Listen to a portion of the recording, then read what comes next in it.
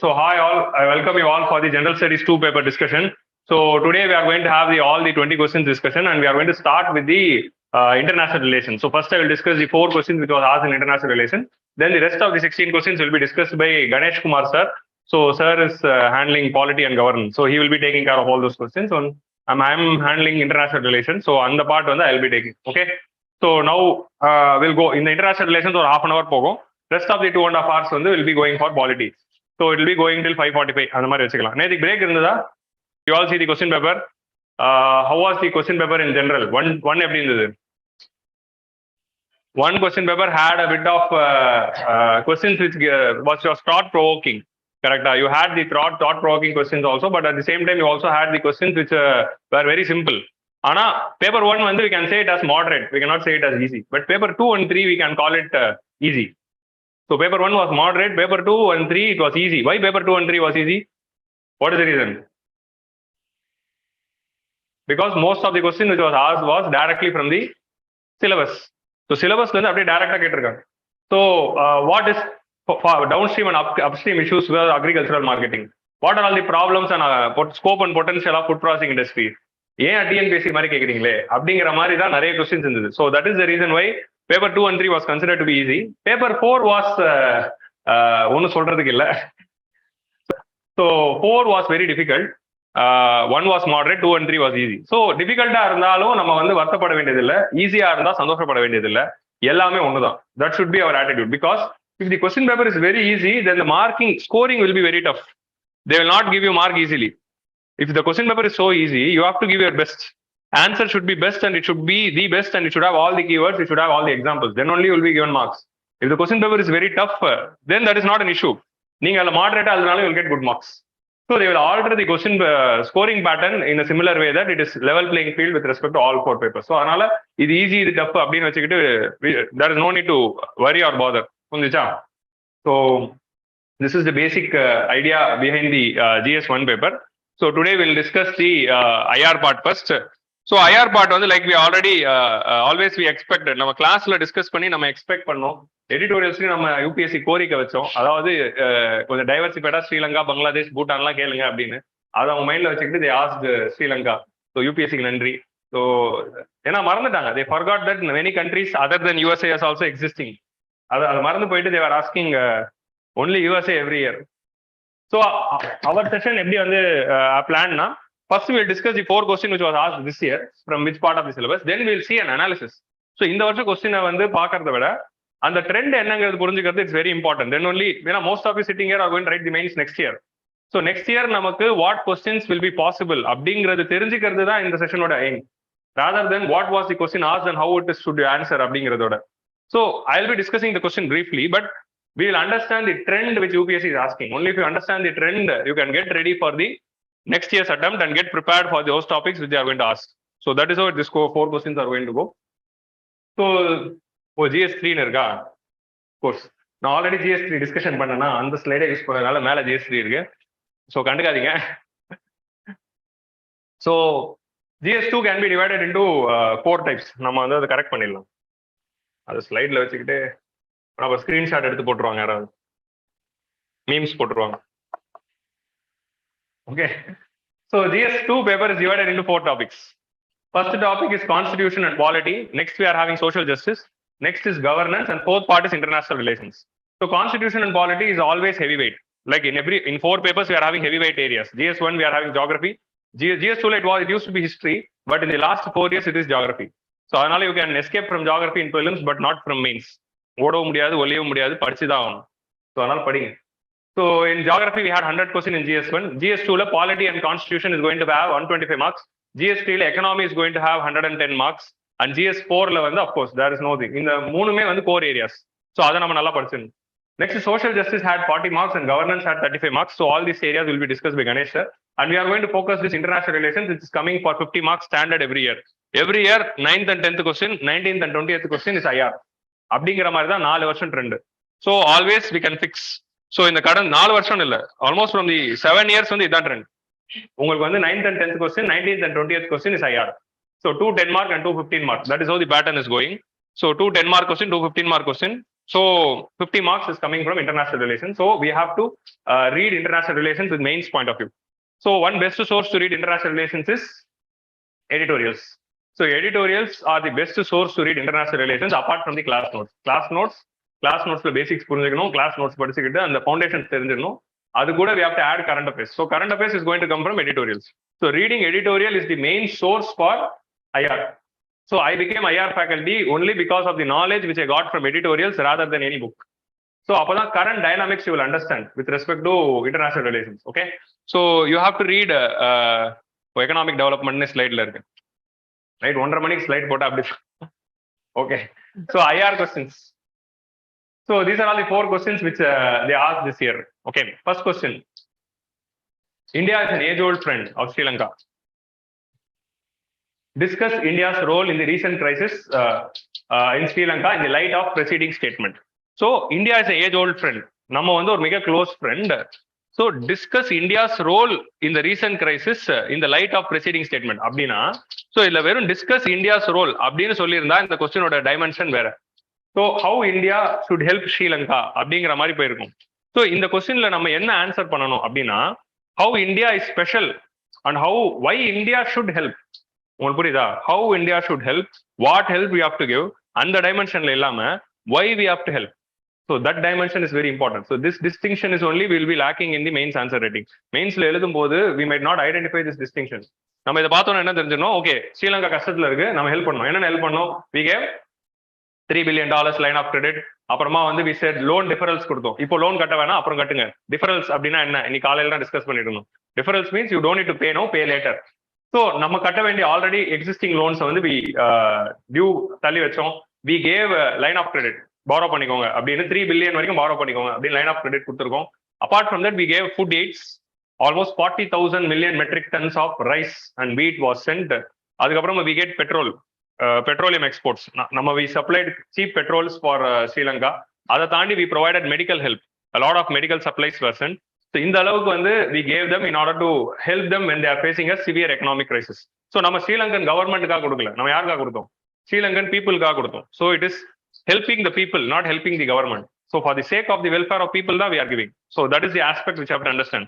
So in the question or dimension, discuss India's role in the recent crisis in the light of the preceding statement. அப்படின்னா India is an age-old friend அப்படிங்கிற இந்த காரணத்தினால நம்ம இன்னும் அதிகமான help பண்ண வேண்டியது இருக்கு. ஸோ அந்த அதிகமான ஒரு ப்ரிஃபரன்ஸ் கொடுக்க வேண்டியது. So why India should help அப்படிங்கிற டைமென்ஷன்ல எழுதிட்டு கடைசியா ஹவு வி ஹெல்ப் அப்படிங்கிறது நம்ம எழுதிடலாம். ஸோ இந்த கொஸ்டினோட ஸ்டார்டிங் எப்படி, how you are going to start, your introduction is going to start with the historical relationship with Sri Lanka. So Sri Lanka is an age-old from times immemorial, from the Ashoka's time. இதுக்கு இப்போ இல்ல, அசோகா டைம்ல இருந்தே Sri Lanka is our friend because the first destination for the Buddhism was Sri Lanka from Ashoka's time. அப்போதுல இருந்து ஆரம்பிச்சு then come Cholas. Chola captured Sri Lanka and how they ruled Sri Lanka. அதோட ஒரு bit தான் movie is going to come. பொன்னியின் செல்வன்ல நீங்களும் பாப்பீங்க. Arul Mozhivarmar was in charge for Ilam. So Sri Lanka was ruled by Rajaraja Chola when his father was king. So அப்படி இருக்கும்போது Sri Lanka next Cholas where ruling Sri Lanka and Tamilians R there. So Tamilians வந்து இப்போ போன migrants கிடையாது. We are there for 2000 years. So that is the logic. So that's why Tamilians R climbing the rights in Sri Lanka. It's not that we just no game 100 years back and we R climbing. So சோலாவோட rule இருந்திருக்கு. தென் in most of the chola Pandyas time the rules they ruled over the Ilam region. So அப்படி இருக்கும்போது historically this link is coming. Then common British. So when the British rule came, British also ruled both India and Sri Lanka together. So Ceylon was part of the British India first, then only the British Ceylon came separate up. So இப்படி இருக்கும்போது India is an age-old friend of Sri Lanka from times immemorial, and in the last 70 years also we are been one of the important neighbors for Sri Lanka because Sri Lanka இருக்கிற only neighbor is India. So அப்படி இருக்கும்போது we are the only neighbor. Maldives கொஞ்சம் தூரமா தான் இருக்கு, but we are very close. So அப்படி இருக்கும்போது we are the ones who have to step forward. So introductionல how we are age-old friend அந்த aspectல தான் நம்ம introduction இருக்கும். இந்த கான்டெக்ட்ல let us start the introduction to discuss about இந்த இடத்துல economic crisis India help this much அந்த மாதிரி இல்லாம ஏஜ் ஓல்டு ஃப்ரெண்ட் அப்படிங்கிற அந்த ரீசனிங்ல we can start the answer and then we have to briefly touch. So இந்த மாதிரி ஏஜ் ஓல்டு ஃப்ரெண்ட் கொடுத்துட்டு when Sri Lanka is in crisis, so that is the reason why India has to step in அந்த மாதிரி ஒரு introduction ஆரம்பிச்சு then we can go to body. So how we can divide the body? So in the body of the question வந்து first வந்து we can discuss the importance of Sri Lanka for India. Why India should help அப்படிங்கிற இந்த சுச்சுவேஷன்ல ஏன் நம்ம help பண்ணணும் அப்படிங்கிற reason. First reason என்னவா எழுதணும்? ஜியோ பாலிடிக்ஸ், ஃபாரின் பாலிசி அப்படின்லாம் எழுதக்கூடாது. ஃபர்ஸ்ட் ரீசன் என்னவா இருக்கணும்? Humanitarian ground should be first reason. So அந்த ஹியூமானிடேரியன் நம்மளுடைய அந்த இது பாயிண்ட்ஸ் நீங்க ஹியூமானிடேரியன் கிரவுண்ட்ஸ் எழுத தான் போறீங்க, ஆனா அது ஃபர்ஸ்ட் பாயிண்டா எழுதும் போது தான் அது வெயிட்டா இருக்கு. So you have to write the humanitarian grounds when there is a need. நம்ம வந்து பாகிஸ்தான் கூட ஹெல்ப் பண்ணலாம் தான் ரெடியா இருக்கும், பட் வி ஆர் வெயிட்டிங், அவங்க கேட்கட்டுமே அப்படின்னு வெயிட் பண்ணிட்டு இருக்கோம். So humanitarian ground is the first region. Second point la irundha you have to start. India is very important with respect to South Asian relations. South Asian politics la Sri Lanka is a very important player of SAARC. We are having similar culture and ethnicity. So idella eludittu apparama da varnom. When China is finding inroads in the Indian Ocean region, India should have China, Sri Lanka and the mari regions la kadasiya varnom. முதல் ரீசன்ஸ்லாம் நமக்கு Sri Lanka friend அப்படிங்கிற அந்த டைமென்ஷன்ல தான் வரணும். We are having historical relations, they are facing humanitarian crisis from times immemorial. We are giving operation cactus வந்து நம்ம பண்ணோம் to for the sake of operation கேக்டஸ்ன்ற பாருங்க. வி டிட் திஸ் ஐபிகேஎஃப் நம்ம அனுப்புனது ஸ்ரீலங்கால ஒரு பீஸ் வரணுங்கிறதுக்காக தான். Eelam movement we supported because ஸ்ரீலங்கால பீஸ் வரணுங்கிறதுக்காக. Till today we are supporting the 13th amendment. So all this reason for the welfare of Sri Lankan people, அதான் வந்து we are doing, and we can talk about all this aspect. So we can talk all this aspect. See, just listen to the story. So in the கதைகள் இதெல்லாம் எழுதிட்டு then we can address about how we helped. So why we helped அப்படின்னு எழுதிட்டு how we helped, no, the trap in this question is we'll write only how we helped. Okay, so India is age old friend in the light of preceding statement நால இதை மெயினா address பண்ண வேண்டியது இருக்கு. then we have to ground how we helped. Now how we helped is factual. That's why you have to read current affairs. நம்ம current affairsல India help பண்ணிச்சுன்னு படிச்சோம், ஆனா exam ஹால்ல 3 billion ஞாபகம் வரணும், 40,000 மெட்ரிக் டன்ஸ் ஆஃப் ரைஸ் ஞாபகம் வரணும், அப்புறம் வந்து பெட்ரோல் கொடுத்தது ஞாபகம் வரணும், இந்தியன் கவர்மெண்ட் கொடுத்த ஞாபகம், அப்புறம் Tamil Nadu government send 2 packages of food and medical supplies. So நம்ம அதை வேற அமைச்சிருக்கோம். So Tamil Nadu governments contribution also we can right. So இந்த மாதிரி வந்து we can list down how we help. And finally it is India is considered to be, India's foreign policy is always built based on the humanitarian grounds and based on the principles of idealism and rather than the realism. So அப்படி இருக்கும்போது whenever there is a problem in the nation, especially in the Indian Ocean region, India should be the first responder. Then only we can emerge as a regional soft power. Super power இல்ல, இங்க super power எழுதும் போதும் திரும்பி வந்து ஒரு விஷயத்தை எதிர்பார்த்து நம்ம கொடுக்குறோம். பட் வாட் டஸ் குஜரால் டாக்டரின் set?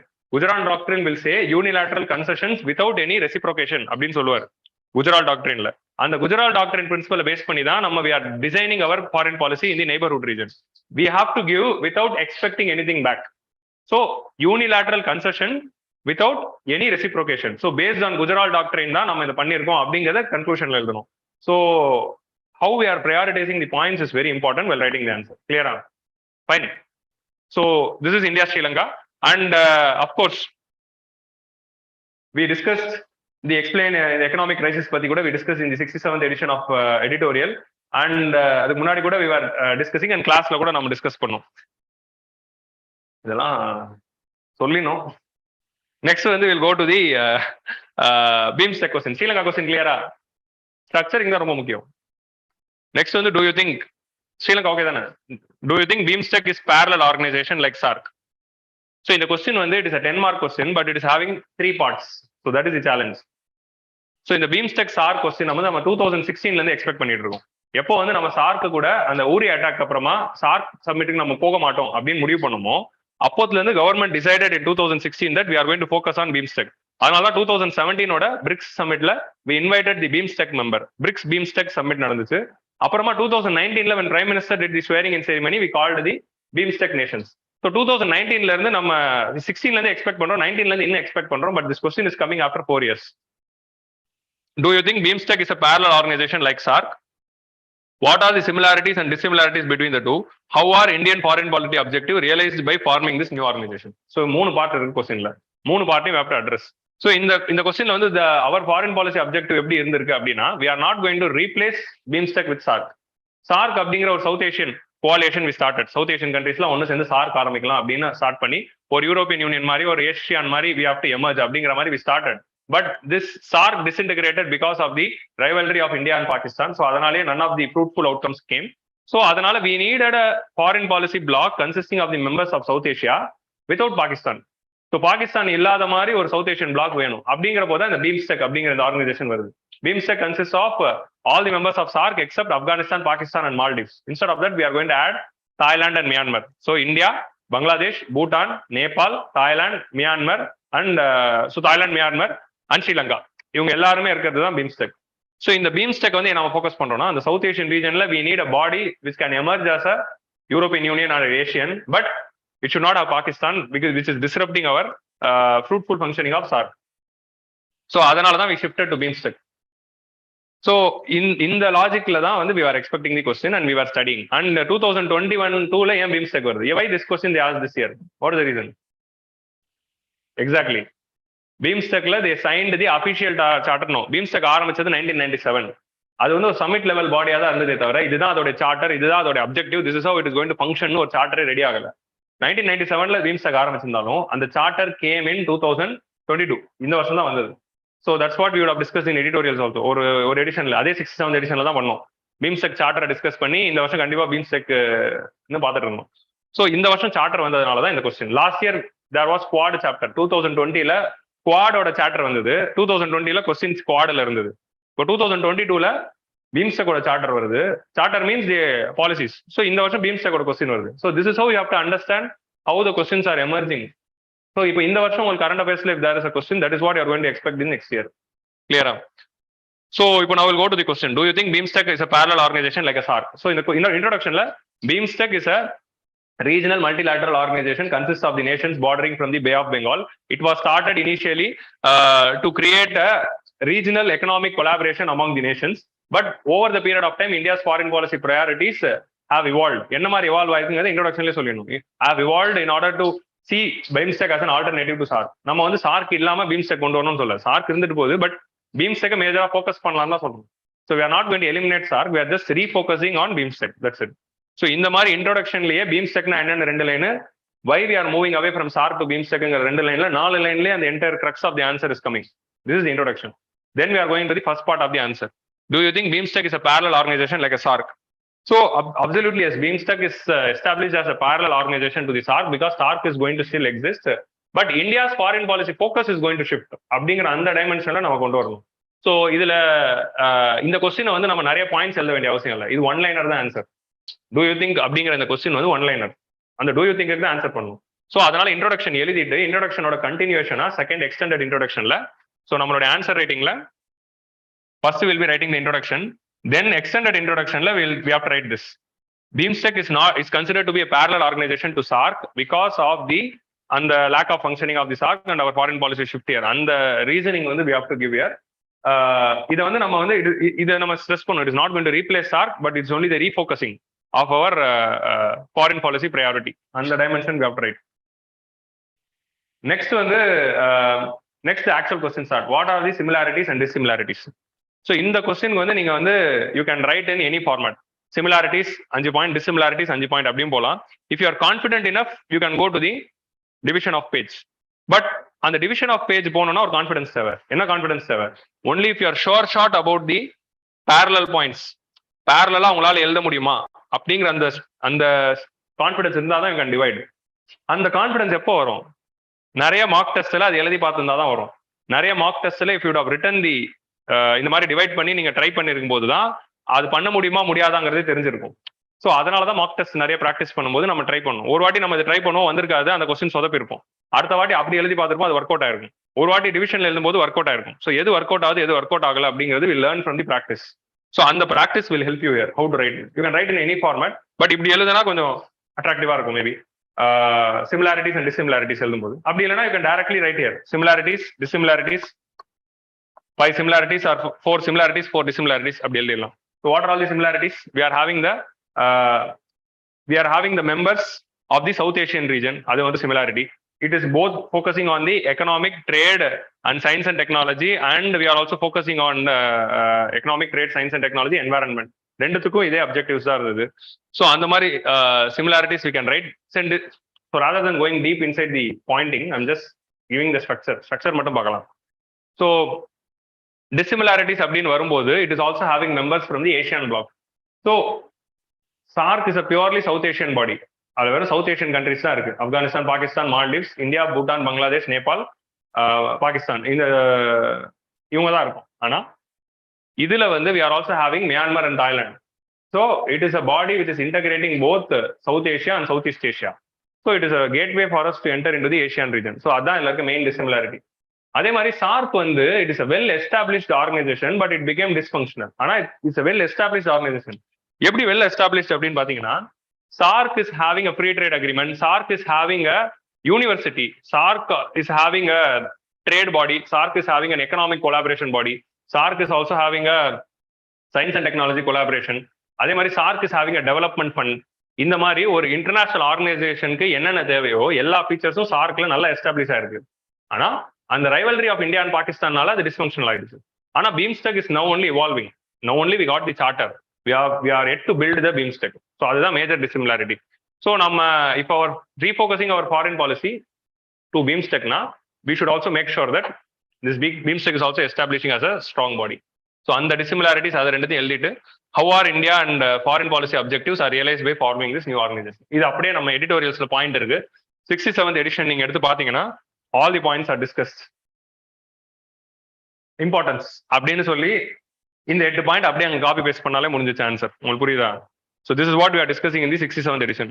So what is the importance of the BIMSTEC? How our foreign policy objectives are achieved அப்படிங்கிறதா 67th edition. நமக்கு லக்கிலி 67th editionல இருந்து ஸ்ரீலங்காவும் இருக்கு, பீம்ஸ்டெக் இருக்கு. நமக்கு அந்த மாதிரி ஒரு சில டைம் அமையும். அந்த மாதிரி அமைஞ்சிருக்கு. ஒரே எடிஷன்ல 2 எடிட்டோரியல், அதுல இருந்து 2 கொஸ்டின் வந்திருக்கு. ஸோ சந்தோஷம், ரொம்ப சந்தோஷம் தம்பி அப்படிங்கிற மாதிரி. நெக்ஸ்ட் கொஸ்டின் போலாம், ஓகேவா? Next is I2U2. So I2U2 India, Israel, UAE, USA. இது மட்டும் எடிட்டோரியல் இருந்து மிஸ் ஆயிடுச்சு. நாம வந்து குவாட் பண்ணியாச்சு, ஆகஸ் பண்ணிட்டோம், எல்லாமே பண்ணிட்டு வரோம். IPEF பண்ணியாச்சு, ஏஷியா பசிபிக் பண்ணியாச்சு, எல்லாமே பண்ணிட்டு வரோம். இந்த I2U2 மட்டும் மிஸ் ஆயிடுச்சு. பட் ஸ்டில் ஆனா MSLP-ல கவர் ஆயிடுச்சான் அப்படின்னு வந்து ஹரிஷ் சார் சொன்னாரு. ஸோ அதனால வந்து MSLP-ல கொஸ்டின் வந்திருக்கு. பட் ஸ்டில் இது வந்து பெருமை இல்லை. இது பீம்ஸ்டெக், சார்க்கு, ஸ்ரீலங்கா எல்லாரும் டிஸ்கஸ் பண்ணியிருக்க ஒரு விஷயம் தான். பட் ஸ்டில் பீம்ஸ்டெக்ங்கிறது இந்த வாட்டி வருங்கிறது இந்தியாவில் இருக்க எல்லா இன்ஸ்டியூட்லயும் சொல்லியிருப்பாங்க. இது நான் தான் சொன்னேன் அப்படின்லாம் நான் சொல்ல விரும்பல. உங்களுக்கு புரியுதா? The reality is everyone would have said. இங்க நீட் என்னதுன்னா, நாங்க சொல்றதை நீங்க கேட்டீங்களா இல்லையாங்கிறதா எங்க நீடு. உங்களுக்கு புரியுதா? நாங்க சொன்னோமா இல்லையாங்கிறது எல்லாரும் சொல்லியிருக்க தான் போறோம். That's what matters. So I2U2 அப்படிங்கிறது வந்து it is a west Asian quad அப்படிங்கிற ஒரு new body which was formed, west Asian quad. So already we are having a quad called India, Australia, Japan and USA. So அதே மாதிரி USA இருக்கிற இன்னொரு Quad தான் இது. குவாடுனா ஒன்றும் இல்லை, it is a quadrilateral organization, அவ்வளவுதான். குவாட்ரிலேட்டரல் ஆர்கனைசேஷனா 4 மெம்பர்ஸ் இருப்பாங்க. That's it, that is Quad. So இந்த 4 மெம்பர்ஸ்ல யார் யார் இருக்காங்க அப்படின்னு பாத்தீங்கன்னா, 2 biggest rivals Israel and UAE. So Jews base பண்ற இஸ்ரேலும் அரபை ரெப்ரசென்ட் பண்ற UAE-வும் they are always rivals for the past 70 years, but they are coming together. Israel and UAE coming together. இதுல வந்து India also wants to dehyphenate the relationship between the Israel Palestine. அந்த அரபுக்கும் இஸ்ரேலுக்குள்ள ரிலேஷன்ஷிப்பை நம்ம டீஹைபனேட் பண்றோம் அப்படிங்கிற அந்த எய்ம்ல இருக்கும். அது எப்பவுமே இவங்க கூட சேர்ந்தா அவங்க கூட சேரக்கூடாது, அவங்க கூட சேர்ந்தா இவங்க கூட சேரக்கூடாது அப்படின்னு இல்லாம 2 பேர் கூட இண்டிபெண்டன்ட் ஃபாரின் பாலிசி வச்சுக்கணுங்கிறதா நம்ம எய்ம். ஸோ அந்த அப்ஜெக்டிவை ஃபுல்ஃபில் பண்றதுக்காக நம்மளும் இருக்கும். அதே மாதிரி USA is also having the same objective. So USA wants to establish a body here which consists of, actually West ஏஷியால வந்து ட்ரிபிள் த்ரெட் மேட்ச் இருக்கு. ஓகே, ட்ரிபிள் த்ரெட்னா யார் யாரு? Sunni versus Shia versus Jews அப்படிங்கிற இந்த triple threat matches. So Sunni முஸ்லிம்ஸை represent பண்ண சவுதி அரேபியா, ஷியாஸை ரெப்ரசென்ட் பண்ண ஈரான், ஜூஸ் ரெப்ரசென்ட் பண்ண Israel. So Saudi Arabia, Iran and Israel are fighting with each other and all the 3 will hate all the other 2. 3 பேருக்கும் மற்ற 2 பேர் பிடிக்காது. So அதுதான் அவங்களுக்குள்ள இருக்கு. இதுல now USA is focusing on to attacking on Iran. So இப்போ ஈரானை ஐசோலேட் பண்ணணும்னா அந்த ரெண்டு எதிரிகள் ஒன்று சேர்ந்துடணும். யார் யாரு? Saudi Arabia and Israel bloc ஒன்று சேர்ந்துருச்சுன்னா ஈரான் ஐசோலேட் பண்ணலாம். ஸோ அதனால அவங்களுக்குள்ள இருக்கிற டிஃபரன்சஸ் அவங்க ஓவர் கம் பண்ணி this Arabic bloc and Israel bloc are coming together in order to further isolate Iran, and US foreign policy objectives are also catering in that. So that's why we are part of it. So இதுல நம்ம part ஆன பிறகு Iran is not happy. So அதுக்கு தான் நம்ம என்ன பண்றோம், இப்போ திருப்பி ஈரான் பிரசிடென்ட் மீட் பண்ணி நாம அவங்க கிட்ட சபர் போர்ட் டெவலப் பண்றோம், ஆயில் அவங்க கிட்ட இருந்து வாங்கிக்கிறோம் அப்படிங்கிற நெகோசியேஷன்ஸ் ஆரம்பிக்க போறோம். So this is our foreign policy should be. நம்ம இவங்க ஃப்ரெண்ட் அவங்க ஃப்ரெண்டுன்னு இல்லை, இவனால நமக்கு என்ன நல்லது நடக்கணும், இவரால் நம்ம என்ன நல்லது நடக்கும், அப்படிப்பட்ட ஒரு ரியலிஸ்டிக் வேர்ல்ட்ல தான் இப்போ நம்ம இருந்துட்டு இருக்கும்போது our foreign policy should go like that. So that is the main purpose why we started this. How will I2U2 grouping transform the India's position in the global politics? So இதுல வந்து first introduction we have to write about I2U2, why it was formed, what is the objective, and then we have to take down the further answer based on the importance of why I2U2 is formed. இந்த I2U2 form பண்ணதுனால இங்க என்ன கேக்குறாங்கன்னா, how will I2U2 grouping transform the India's position in global politics? So இதுல இந்தியாவோட objectives தான் மேஜரா focus பண்ணும். US point of view, Israel point of வியூவை மேற்சாரில் கொண்டு வர தேவையில்ல, இந்தியாஸ் பாயிண்ட் ஆஃப் வியூக்கு தான் எம்பசிஸ் இருக்கு. ஓகே, ஸோ இந்தியாவுடைய அப்ஜெக்டிவ்ஸ் இங்கே எப்படி வருது? ஸோ நம்பர் 1 நம்ம ஸ்ட்ராட்டஜிக் அட்டானமியை காட்டுது. Number 2 we are simultaneously managing both the Israel at one side and Iran at the other side. அது காட்டுது. ஈரான் கூட கொலாபரேட் பண்றோம். இதுலயும் I2U சேர்ந்திருக்கும். இது மூலமா வந்து India's relationship with Arab nations further it is going to enhance, and India is going to be the இது மூலமா வந்து we can build peace between Israel and Palestine. Israel Palestine peaceக்காக we can emphasize through this block. அந்த மாதிரி வந்து we can bring in these points and we can write. Okay, so that is about this I2U2. And last question is about clean energy. So இந்த I2U2 ஓட கன்க்ளூஷன்ல நம்ம என்ன எழுத போறோம்? இந்த கன்க்ளூஷன்ல என்ன எழுத போறோம்னா இந்த மாதிரி குவாட்ரிலேட்டரல் மீட்டிங்ஸ், இந்த மாதிரி எந்த ஒரு பிளாக்ஸ்ல whenever India is going to join, we have to always keep in mind our foreign policy objectives. So நம்ம ஃபாரின் பாலிசி அப்ஜெக்டிவ்ஸ்க்கு அலைன் ஆகிற மாதிரி தான் we have to join rather than joining the groups without the அந்த rigid object. இப்போ குவாட்ல சேரும்போது நமக்கு அந்த objective கிளியரா இல்லை. ஃபர்ஸ்ட் குவாட்ல நம்ம யூஎஸோட ஆஸ்திரேலியா ஜப்பான் குவாட்ல சேரும்போது அந்த அப்ஜெக்டிவ் கிளியரா இல்லாத போது அதனால வந்து ஒரு இன்டைரக்ட் விளைவா இந்த சைனா இஷ்யூ எடுத்துக்கலாம். ஓகேவா, சைனாவுக்கு அது வந்து பெலிஜரண்ட் ஆயிடுச்சு. ஸோ அடுத்த வாட்டி நம்ம இந்த மாதிரி ஒரு ஈவெண்ட்ல போகும்போது our foreign policy objective should be right. அதுக்கேற்ற மாதிரி we have to build it. Okay, so இதை தாண்டி இன்னும் வந்து இம்பார்ட்டன்ஸ் ஆஃப் வெஸ்ட் ஏஷியா அதெல்லாம் கொண்டு வரலாம். Whatever basics you read in West Asia, first part of the ஆன்சர்ல I2U2 பத்தி டீடைலா எழுதிடணும். செகண்ட் பார்ட் ஆஃப் தி ஆன்சர்ல இந்தியா வெஸ்ட் ஏஷியா ரிலேஷன்ஷிப் பத்தி படிச்சிருப்பீங்களா? பேசிக்ஸ்ல கிளாஸஸ்ல will be of discuss. And static ஏரியால நீங்க இந்தியா வெஸ்ட் ஏஷியா படிச்சிருப்பீங்களா? அந்த பாயிண்ட் எல்லாம் எழுதி முடிச்சிடணும். உங்களுக்கு புரியுதா? ஃபர்ஸ்ட் 3 பாயிண்ட் I2U2, மிச்ச 7 பாயிண்ட் இந்தியா வெஸ்ட் ஏஷியாவுடைய 19 பாயிண்ட்ஸ் எழுதிட்டு இந்த கொஸ்டினோட முடிஞ்சிடணும். அவ்வளவுதான். ஸோ திஸ் இஸ் ஏன்னா I2U2கே உங்களால் 10 பாயிண்ட் எழுத முடியாது. No one can write 10 points for I2U2. So 3 points to 4 maximum எழுத முடியும். மிச்சது எல்லாமே take it from West Asia and write. That's it. And last question, clean energy is the order of the day. Describe briefly India's changing policy towards climate change in various international fora in the context of geopolitics. Okay, so இந்த question வந்து அதான் paper 3லயும் கேட்டிருக்கலாம். But clean energy is the order of the day, இதான் context. Describe briefly India's changing policy towards climate change in various international forum. So இந்த கொஸ்டின்ல இந்தியாவுடைய present policy பத்தி கேட்கறாங்க. ஆனா இந்த கொஸ்டின்ல பிரசன்ட் மட்டும் எழுதக்கூடாது. இந்த கொஸ்டினோட நீட் என்ன இருக்கு அப்படின்னு பாருங்க. Most of you will think that this question is asking the present context of India's foreign policy, but this question is more than the present context. So India's foreign policy is changing. So you have to describe the India's changing policy. So changing பாலிசினா what was earlier and what is now அப்படிங்கிற அந்த distinction you should mention in the answer. That is the catch here. உங்களுக்கு புரிஞ்சுச்சா? So இது 2 15 மார்க்கா இருக்கு. அதனாலதான் வந்து you need to elaborate. நம்ம I2U2ல அது 15 மார்க் எலாபரேட் பண்றதுக்கு தான் நான் வெஸ்ட் ஏஷியன் பாயிண்ட்ஸை போட சொன்னேன். அதே மாதிரி இது 15, இது நான் ஆக்சுவலி 15 மார்க்கா இருக்கிறதுனால நீங்க சேலஞ்சஸும் போடலாம் தனியா இன்னொரு சப்ஹெட்டிங். 10 மார்க்கா இருக்கும்போது நீங்க வெறும் அதை இம்பார்ட்டன்ஸ் மட்டும் எழுதிட்டு விட்டுறலாம். பட் 15 மார்க்கா இருக்கும்போது சேலஞ்சஸும் எழுதிட்டு வே ஃபார்வர்ட் போட்டுடலாம். இதுக்கு என்ன பண்ண போறோம்னா we have to describe the changing policy. So earlier policy என்ன, இப்போ இருக்கிற கிளைமேட் சேஞ்ச் பாலிசி என்னங்கிற அந்த கான்டெக்ட் எழுதணும். கடைசி வேர்ட் பாருங்க, in the context of geopolitics. So இதுல ஜியோ பொலிட்டிக்கல் வியூவும் கொண்டு வரணும். ஸோ இதுல ஜியோ பாலிட்டிக்ஸ் பார்த்துட்டு நம்ம வந்து இங்க வந்து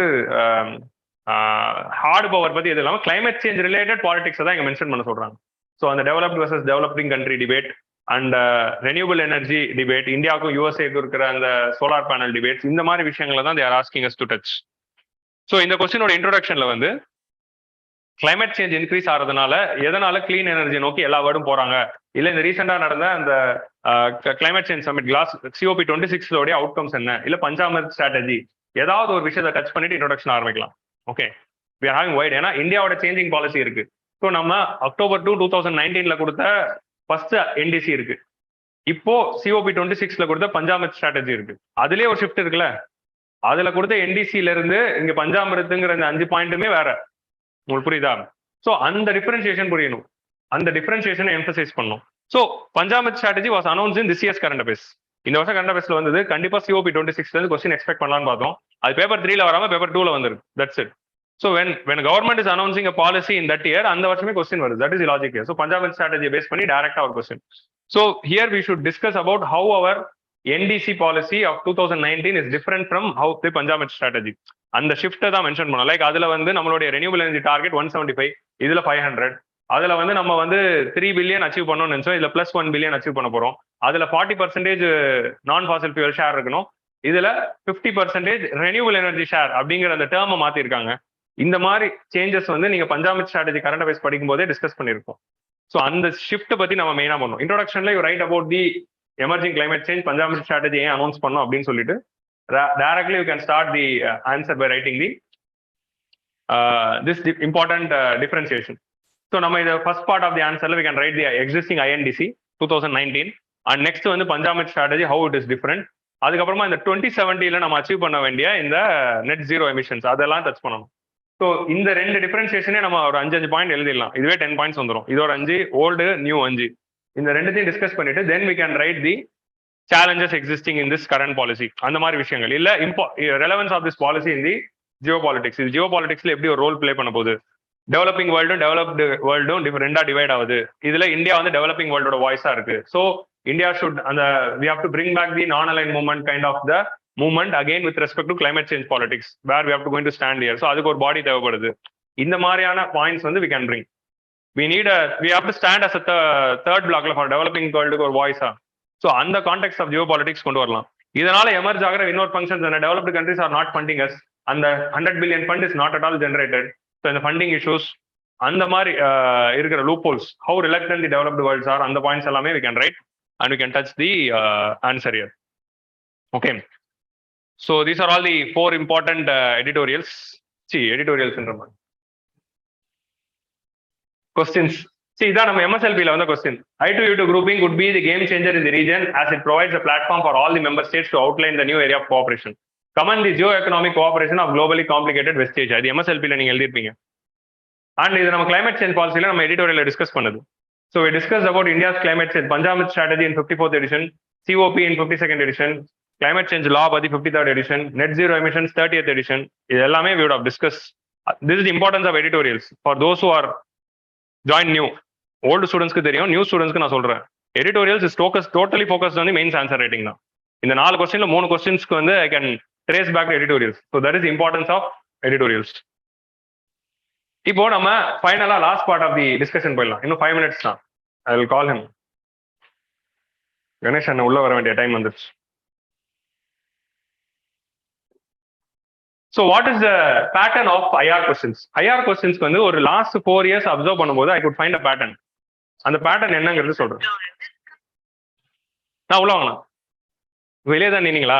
நான் ஆரம்பிச்சதே 2:45, அதனால தான் லேட் ஆயிடுச்சு. 2:45 2:50 ஆயிடுச்சு. 2 minutes உட்காருங்க, நான் முடிச்சிடுறேன். So what is the pattern which I found? நான் பார்த்த பேட்டர்ன் என்ன அப்படின்னு பாத்தீங்கன்னா 4 கொஸ்டின்லயுமே ஒரு பேட்டர்ன் இருக்கு. So first type of question which are asking is bilateral R மல்டிலாட்ரல். ஒரு question is coming from bilateral R மல்டிலாட்ரல், any one random country or any one random grouping. இந்த மாடல்ல கடந்த 4 வருஷத்துலயும் ஒரு கொஸ்டின்ஸ் இருக்கு. So 2021ல, so this year we had Sri Lanka bilateral, last year we had Africa, அதுக்கு முந்தின வருஷம் 2019ல we had Japan, 2018ல we had Israel. So இந்த மாதிரி அந்த வருஷம் ஃபாரின் பாலிசியில முக்கியமா இருந்த ஒரு கண்ட்ரி வந்துருது.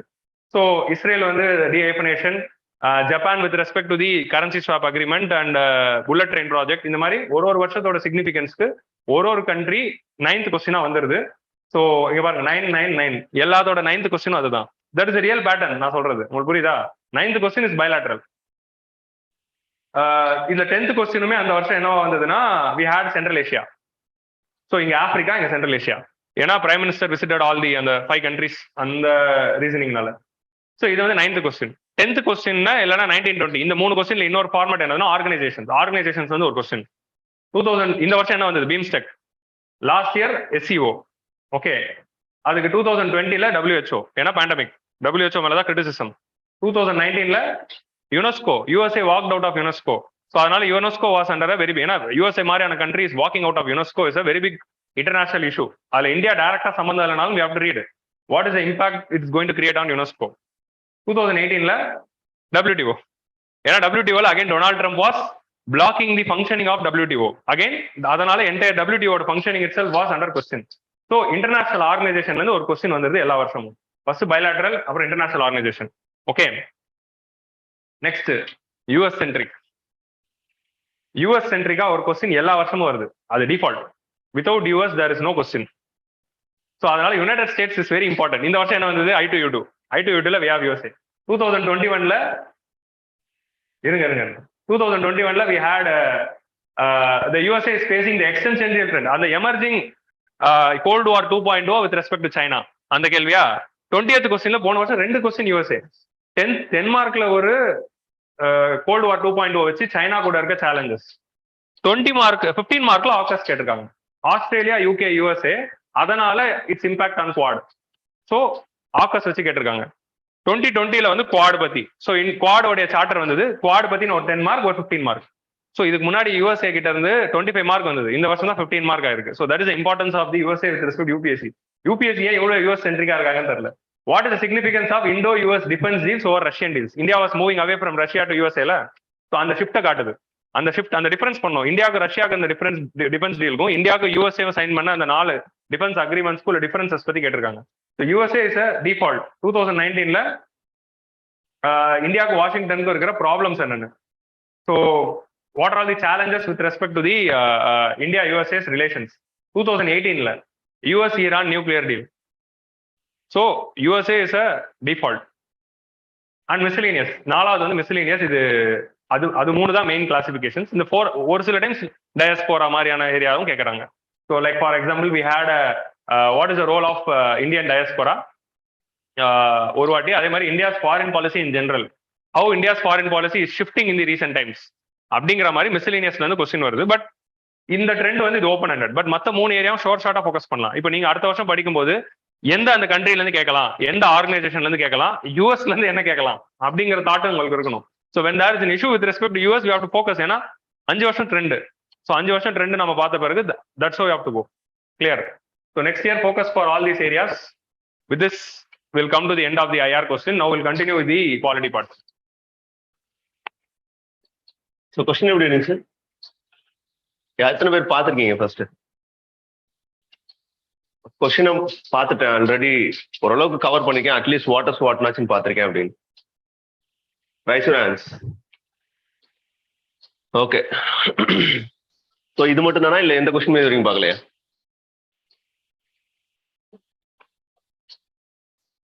இந்த கொஸ்டின் மட்டும் தான் பார்க்கலையா, இல்லை வேற எந்த கொஸ்டின் பார்க்கலையான்னு கேட்குறேன்.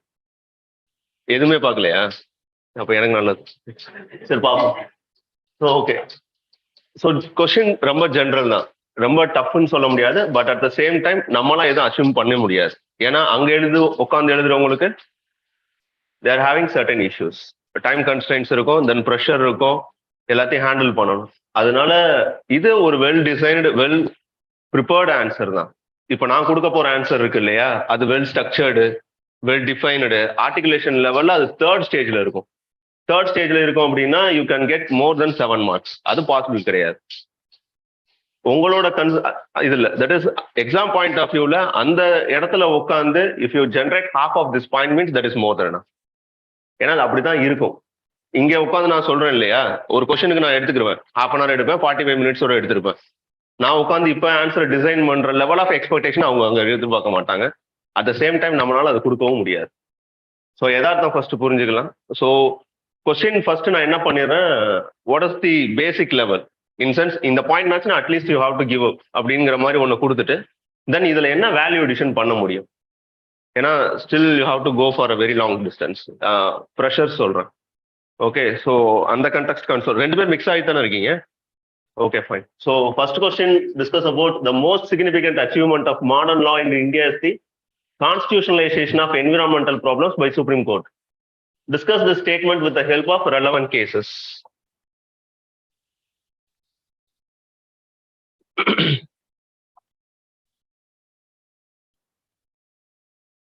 So question or demand enna? First you should know about the constitutionalization of environment problems. So constitutionalization of environment problems என்னன்னு தெரியணும். The next thing is அது யார் பண்றா? By the Supreme Court. Then discuss the statement with the help of relevant cases. So கொஸ்டினோட அண்டர்ஸ்டாண்டிங்கை பொறுத்தளவுக்கு first understand பண்ண வேண்டிய விஷயம் என்ன அப்படின்னு பார்த்தீங்கன்னா, தென் அதர் தென் தட் இது ஒன்று modern law in India. So modern law in India is the constitutionalization of environment problem by the Supreme Court. Discuss the statement with the help of relevant cases. So what is the question's demand? Question or demand enna? ஏதான் சொல்லுங்கண்ணா. See, first, what is meant by constitutionalization of environmental problems? In sense, nothing but it is being into on some extent it is codified, or to on some extent it is made up of a certain law. In case of any violations, you can able to approach the concerned court. அதுதான் constitutionalization அப்படின்னு சொல்லுவாங்க. In sense, it is made as a law. That's all. To an extent, அது we are having some protection acts இருக்கு இல்லையா, environmental laws you are having. But இங்க what is the question's demand? Constitutionalization of environment law by the Supreme Court. So here you have to discuss about the role of Supreme Court in terms of how it give a justification for the environmental protection, or what are the initiatives from the side of Supreme Court it take to ensure certain environmental protection. அவ்வளவுதான். Okay, அப்ப question இவ்வளவுதான், ரொம்ப simple. Environment, that is கான்ஸ்டிடியூஷனலைசேஷன்ங்கிறது making such and law, அவ்வளவுதான். ஒரு codified lava create பண்ணணும். இன் case of violation அதுக்கான பனிஷ்மெண்ட்ஸோ இல்ல you have to approach the கோர்ட்டோ அதை வந்து என்ஷூர் பண்றதா அந்த பர்டிகுலர் ப்ரொவிஷனோட திங்ஸ். ஓகே, ஸோ அப்படி பார்த்தா you are having environmental protection act, wild life protection act, then some pollution act, இதெல்லாம் வச்சிருக்கீங்க. Other then that, Supreme Court to in what extent it will ensure certain law or certain provisions to be justified அப்படிங்கிறதா இங்க question. அதுக்கு they ask some laws cases. Okay, so cases அப்படின்னு வரும்போது இங்க நம்ம struggle ஆகும். ஏன்னா பெருசா நம்ம என்விரான்மெண்டல் கேசஸ் பண்ண முடியாது. ஸோ அப்போ எதை வச்சு நம்ம கொண்டு வரலாம் ஆன்சர்? ஸோ அப்போ first you can have that is ஒரு சின்ன அவுட்லைன் கொடுக்க முடியும் இல்லையா? ஸோ அவுட்லைன் என்ன கண்டெக்ஸ்ட்ல கொடுக்க முடியும்? என்விரான்மெண்டலோட இம்பார்ட்டன்ஸை பத்தி கொடுக்க முடியும். ஓகே, ஸோ என்விரான்மெண்டலோட இம்பார்ட்டன்ஸ் ஒரு சின்ன லைன் தான், ஒரு ஹிண்ட் தான் இருக்கணும். ஏன்னா இது என்ன கொஸ்டின்? Polity question. ஸோ இங்க போய் நீங்க என்விரான்மெண்டலோட இம்பார்ட்டன்ஸ், தென் அதை ப்ரொடெக்ட் பண்றதுனால இருக்கக்கூடிய பெனிஃபிட், அதெல்லாம் இங்க இல்லை. ஓகே, ஸோ இங்க you have to just give an importance about the environment. So என்விரான்மெண்ட்டை சொல்லும் போதே அப்போ ஃபர்ஸ்ட் எந்த விஷயம் உங்களுக்கு ஸ்ட்ரைக் ஆகணும்? Constitutionalisation of problems by the Supreme கோர்ட்னு சொல்லியாச்சு இல்லையா? ஸோ அப்போ ஃபர்ஸ்ட் உங்களுக்கு இருக்கக்கூடிய ஒண்ணுமே தெரியல அப்படின்னா நீங்க டைரக்டா எங்க போய் தான் அப்ரோச் பண்ணணும்? You have to check any provisions with relevant with constitutions. So கான்ஸ்டிடியூஷன்ல எங்கேயான ப்ரொவிஷன் இருக்கான்னு பார்க்கணும். எங்க இருக்கிறதுக்கான பாசிபிலிட்டிஸ் இருக்கு? டைரக்ட் பிரின்சிபல்ஸ் ஆஃப் ஸ்டேட் பாலிசில இருக்கும். Okay, 148. Then apart from that one more provision in the constitution எது? Article 51 clause A clause G, that is environment fundamental டியூட்டிஸ்ல வரும். Okay, so one is direct principles of state policy and fundamental duties. இதை ஒரு பாயிண்டா mention பண்ண முடியுமா? Okay, சும்மா for example drive பண்றதுக்காண்டி தான் சொல்றேன். இன்னும் நான் மெயின் கண்டெக்ஸ்டுக்குள்ள போல, சும்மா டிரைவ் பண்றதுக்காண்டி சொல்றேன். டைரக்ட் பிரின்சிபல்ஸ் ஆஃப் ஸ்டேட் பாலிசில ஒரு ப்ரொவிஷன் இருக்கு, to safeguard the environment அப்படின்னு. அதே மாதிரி ஃபண்டமெண்டல் டியூட்டிஸ்ல ஒரு ப்ரொவிஷன் இருக்கு, as a citizen we have to safeguard the environment அப்படின்னு இருக்கு. அதர் தென் தட் இன்னும் ஒரு provision with respect to fundamental rights இருக்கு. என்னது? ஆர்டிகல் 21. அவ்வளவுதான். அதுதானே டிரைவ்டு ரைட்ஸ். ஸோ வேற எந்த ப்ரொவிஷன் உங்களுக்கு கிடைக்கலனாலும் எதை கொண்டு வந்து உள்ள வைக்கலாம்? ஆர்டிகல் 21 உள்ள வைக்க முடியும். ஓகே, ஸோ அப்போ ஆர்டிகல் 21ல protection of life and civil லிபர்ட்டியில எதுவும் தான் part and parcel. Right to environment is also consider to be one of the fundamental right தான். So Supreme Court derive the rights from எங்க இருந்து எடுத்துக்கிறாங்க? இந்த பர்டிகுலர் ப்ரொவிஷன்ல இருந்தா. In sense Supreme Court make certain provisions with respect to protection of என்விரான்மெண்ட்ங்கிறது எங்க இருக்கு அப்படின்னா, first you have to justify your answers by means of giving article 21 as the example. So article 21ல இருந்து தான் இது டிரைவ் ஆகுது. ஓகே, ஸோ அது ஒரு கண்டெக்ஸ்ட். இன் சென்ஸ் ஆர்டிகல் 21ல right to life includes right to environment. Okay, so அப்போ என்விரான்மெண்ட்னு ஒன்று சொல்லும் போது அப்போ இந்த என்விரான்மெண்ட் என்ன ரைட்ஸா மாறிடுது? ஃபண்டமெண்டல் ரைட்ஸா மாறுது. ஃபண்டமெண்டல் ரைட்ஸ் வரும்போது இட் ப்ரொடெக்ட்ஸ் ஆன் இண்டிவிஜுவல் ரைட்ஸா? இட் என்ஷூர்ஸ் இண்டிவிஜுவல் ரைட்ஸ் இல்லையா? But at the same time right to environment சொல்றீங்க இல்லையா, அது ஒரு collective rights. Okay, so it not only protects on individual rights but also on collective rights. Collective rights in sense அது ஒரு group of பர்சன்ஸுக்கான rights தான். இப்போ freedom of speech and expression அப்படின்னா அது என்ன மாதிரி சொல்ல முடியும் நம்ம? It is an individual rights. Whereas right to environment it is an collective rights. அப்போ செகண்ட் விஷயம் என்ன என்ஷூர் பண்ணுது with respect to constitutionalisation of Supreme Court அப்படிங்கிறது? ஃபர்ஸ்ட் பாயிண்ட்ல நான் என்ன சொல்லிட்டேன்? ரைட் டு லைஃப்ங்கிறது எதுவும் இன்க்ளூடட் தான், ரைட் டு என்விரான்மெண்ட்டும் இன்க்ளூடட் தான். தென் செகண்ட் ரைட்ஸ் கலெக்டிவ் ரைட்ஸ்னு ஒன்று சொன்னா அதையும் எம்பசைஸ் பண்ணலாம். அப்போ fundamental environmental rights are considered to be an collective rights. So அப்போ ஒரு கன்சர்ன் பர்சன் இல்லை, அந்த சொசைட்டி அக்ரிவ்டா இருந்தாலே யார் அப்ரோச் பண்ண முடியும்? You can approach the Supreme court. So அந்த ஒரு விஷயம் தட் இஸ் கலெக்டிவ் ரைட்ஸா மாறும்.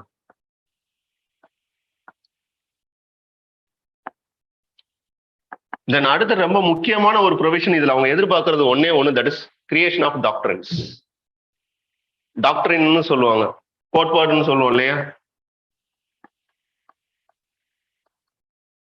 ஓகே, ஸோ அப்போ இந்த டாக்டரின்ல என்ன இன்ட்ரடியூஸ் பண்ணியிருப்பாங்க அப்படின்னு பார்த்தீங்கன்னா nothing but the inculcate some of the international code into the national affairs. National லாக்குள்ள இன்ட்ரடியூஸ் பண்ணியிருப்பாங்க. பொல்யூட்டர் பே பிரின்சிபல்னு தெரியும்ல, பொல்யூட்டர் பே பிரின்சிபல். அந்த பொல்யூட்டர் பே பிரின்சிபல் இன்ட்ரடியூஸ் பண்ணது சுப்ரீம் கோர்ட் தான். ஓகே, அப்போ இன்ட்ரோடக்ஷன் ஆஃப் டாக்டரின்ஸ்ங்கிறது அடுத்த ஒரு perspective. In sense polluter pay principle இது ஒன்று ரொம்ப முக்கியம்.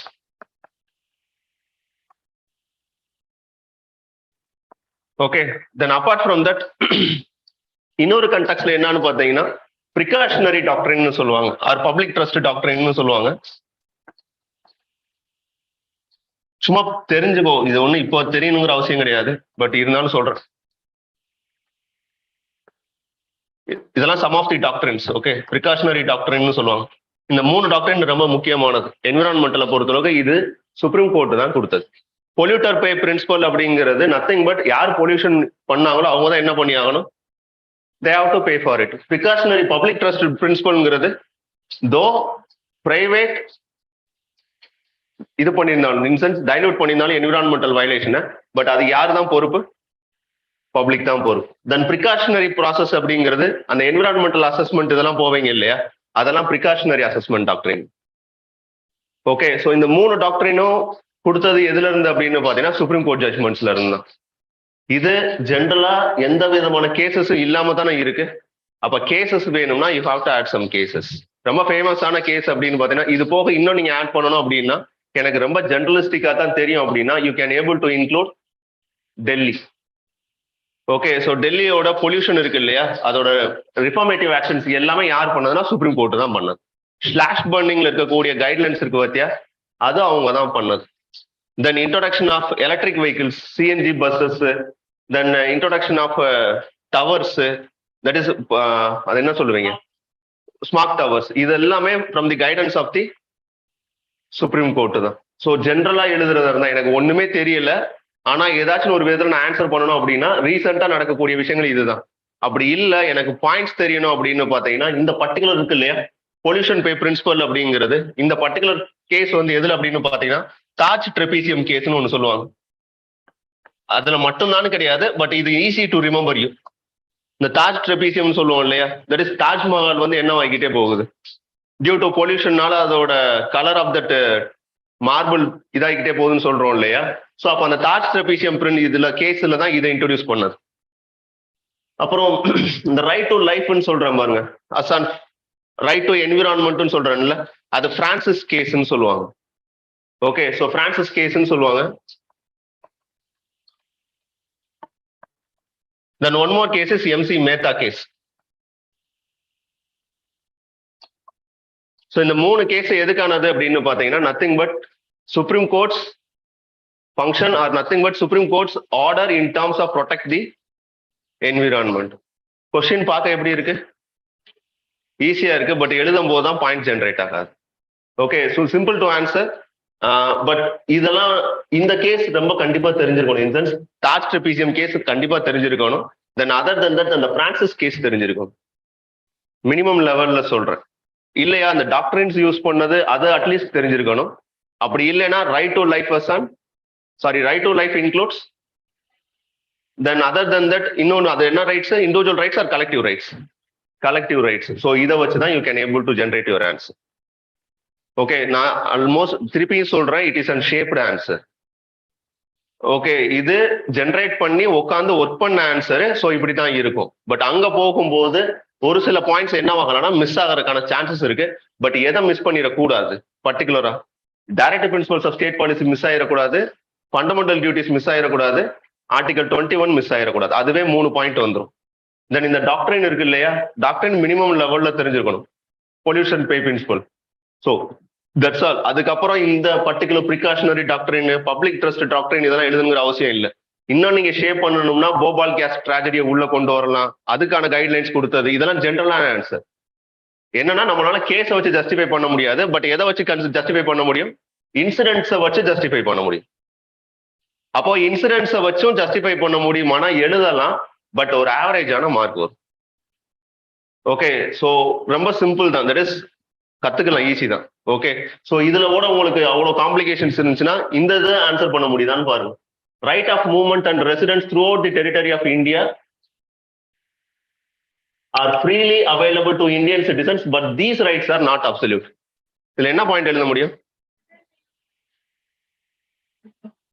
Okay, first, right of movement and residence throughout the territory of India are freely available to Indian citizens, but these rights are not absolute. Comment தான் கேட்டிருக்காங்க. Then second thing is, இது ரொம்ப முக்கியம். என்ன கமாண்ட் கொடுக்குறாங்க அப்படிங்கிறது கமெண்ட் தான். Just you have to discuss, that's all. அப்ப இங்க எங்க இருந்து ஸ்டார்ட் பண்ணுவீங்க? Article 19 or article 1? ஆர்டிகல் 19ல இருந்தா ஆர்டிகல் 1ல இருந்தா? சும்மா இருக்கிற பாயிண்ட் வச்சு சொல்றேன். ஆர்டிகல் 1ல இருந்து எழுதுனா எப்படி இருக்கும்? Article 1 of the constitution states that India, that is Bharat, shall be union of states. It ensures oneness in the country's integration process. இப்போ எனக்கு என்ன கிடைக்குதுன்னா ஒரு பாயிண்ட் சேர்த்து கிடைக்குது, பட் நீங்க 19 சொல்றது போல நான் எங்க இருந்து ஸ்டார்ட் பண்றேன்? ஆர்டிகல் 1ல இருந்து ஸ்டார்ட் பண்றேன். டிஃபரன்ஸ் இவ்வளவுதான். தெரிஞ்ச பாயிண்ட் ஃபண்டமெண்டல் ரைட்ஸை பொறுத்தளவுக்கு ஒவ்வொன்றா உடைக்கலாம். ஓகே, ஸோ இப்போ ஆர்டிகல் 1 எழுதியாச்சு. ஸோ ஆர்டிகல் 1ல என்ன சொல்றாங்க? India, that is Bharat, shall be union of states. So union of states அப்படின்னு வரும்போது that is creating an oneness in the integration process of the country. Okay, so it allow for the, அடுத்துதான் எது வரணும்? Article 19 clause A B C D தானே, C D. Okay, so oneness with respect to movement and another oneness with respect to residence. நமக்கு இருக்கக்கூடிய ஒரு advantage வெறும் மூவ்மெண்ட்னு கொடுத்திருந்தாலும் சிக்கல், ரெசிடென்ஸ்னு கொடுத்திருந்தாலும் சிக்கல். இப்ப ரெண்டையும் கொடுத்ததுனால என்ன பண்ணிக்கலாம்னா இதை ஒரு பாயிண்டா சேர்த்து எழுதிக்கலாம். In sense nothing but article C and D are inseparable. ஆமா தானே? நீங்க மூவ்மெண்ட் இல்லாம எங்கேயாவது ரெசிடென்ஸ் பண்ண முடியுமா? இல்ல. அப்ப இது ஒரு பாயிண்ட் என்னன்னா இது ரெண்டும் இன்செப்பரபிள் நான் சொல்லிட்டேன். அடுத்த பாயிண்ட் சொல்லியாச்சா? இன்செப்பரபிள்னு சொல்லி முடிச்சாச்சு. தென் மூணாவது பாயிண்ட் ஒண்ணு வேணும். மூணாவது பாயிண்ட் என்ன சொல்றது அப்படின்னா, இட் ஆல்சோ, அடுத்த ப்ரொவிஷன் என்ன இருக்கு? Article 19 clause 1 clause C, to form trade or trade and commerce தானே, that is nothing but freedom to trade or practice any profession, அதானே? அப்ப அதை சேர்த்துக்கங்க. In sense it also facilitate for the ensurement of or ensured 19 clause 1 clause E. ஏன்னா movement and residence இல்லாம எது possible கிடையாது, trade and commerce possible கிடையாது. அப்ப அதையும் சேர்த்து நீங்க என்ன இன்க்ளூட் பண்ணலாம்? ஏன்னா இந்த பாயிண்ட் நீங்க வேற எப்படி எழுதினாலும் பிரச்சனை தான். ஓகே, அப்ப இன்னொரு பாயிண்ட் என்ன ஆட் ஆகுது அப்படின்னு பாத்தீங்கன்னா 19 கிளாஸ் 1 கிளாஸ் இ ஒரு பாயிண்ட் ஆட் ஆயிடுச்சா? சரி, இதோட விட்டுடலாமா? இன்னும் கொஞ்சம் இதை டீகோட் பண்ணலாம். மூவ்மெண்ட் ஆஃப் ரெசிடென்ட்ஸுக்கு வேற என்ன இன்புட் ப்ராப்ளம் இருக்கும்? வேற என்னங்க இந்த மூவ்மெண்ட் அண்ட் ரெசிடென்ஸ்ல இருக்கக்கூடிய இன்னொரு அட்வான்டேஜ் என்ன? டிரைவ்டு ரைட்ஸ்ன்னு சொல்றது. இது பார்த்தா எக்ஸ்பிளிசிட்டா பார்த்தா இதெல்லாம், இன்னும் கொஞ்சம் டிரைவ்டா உள்ள போனா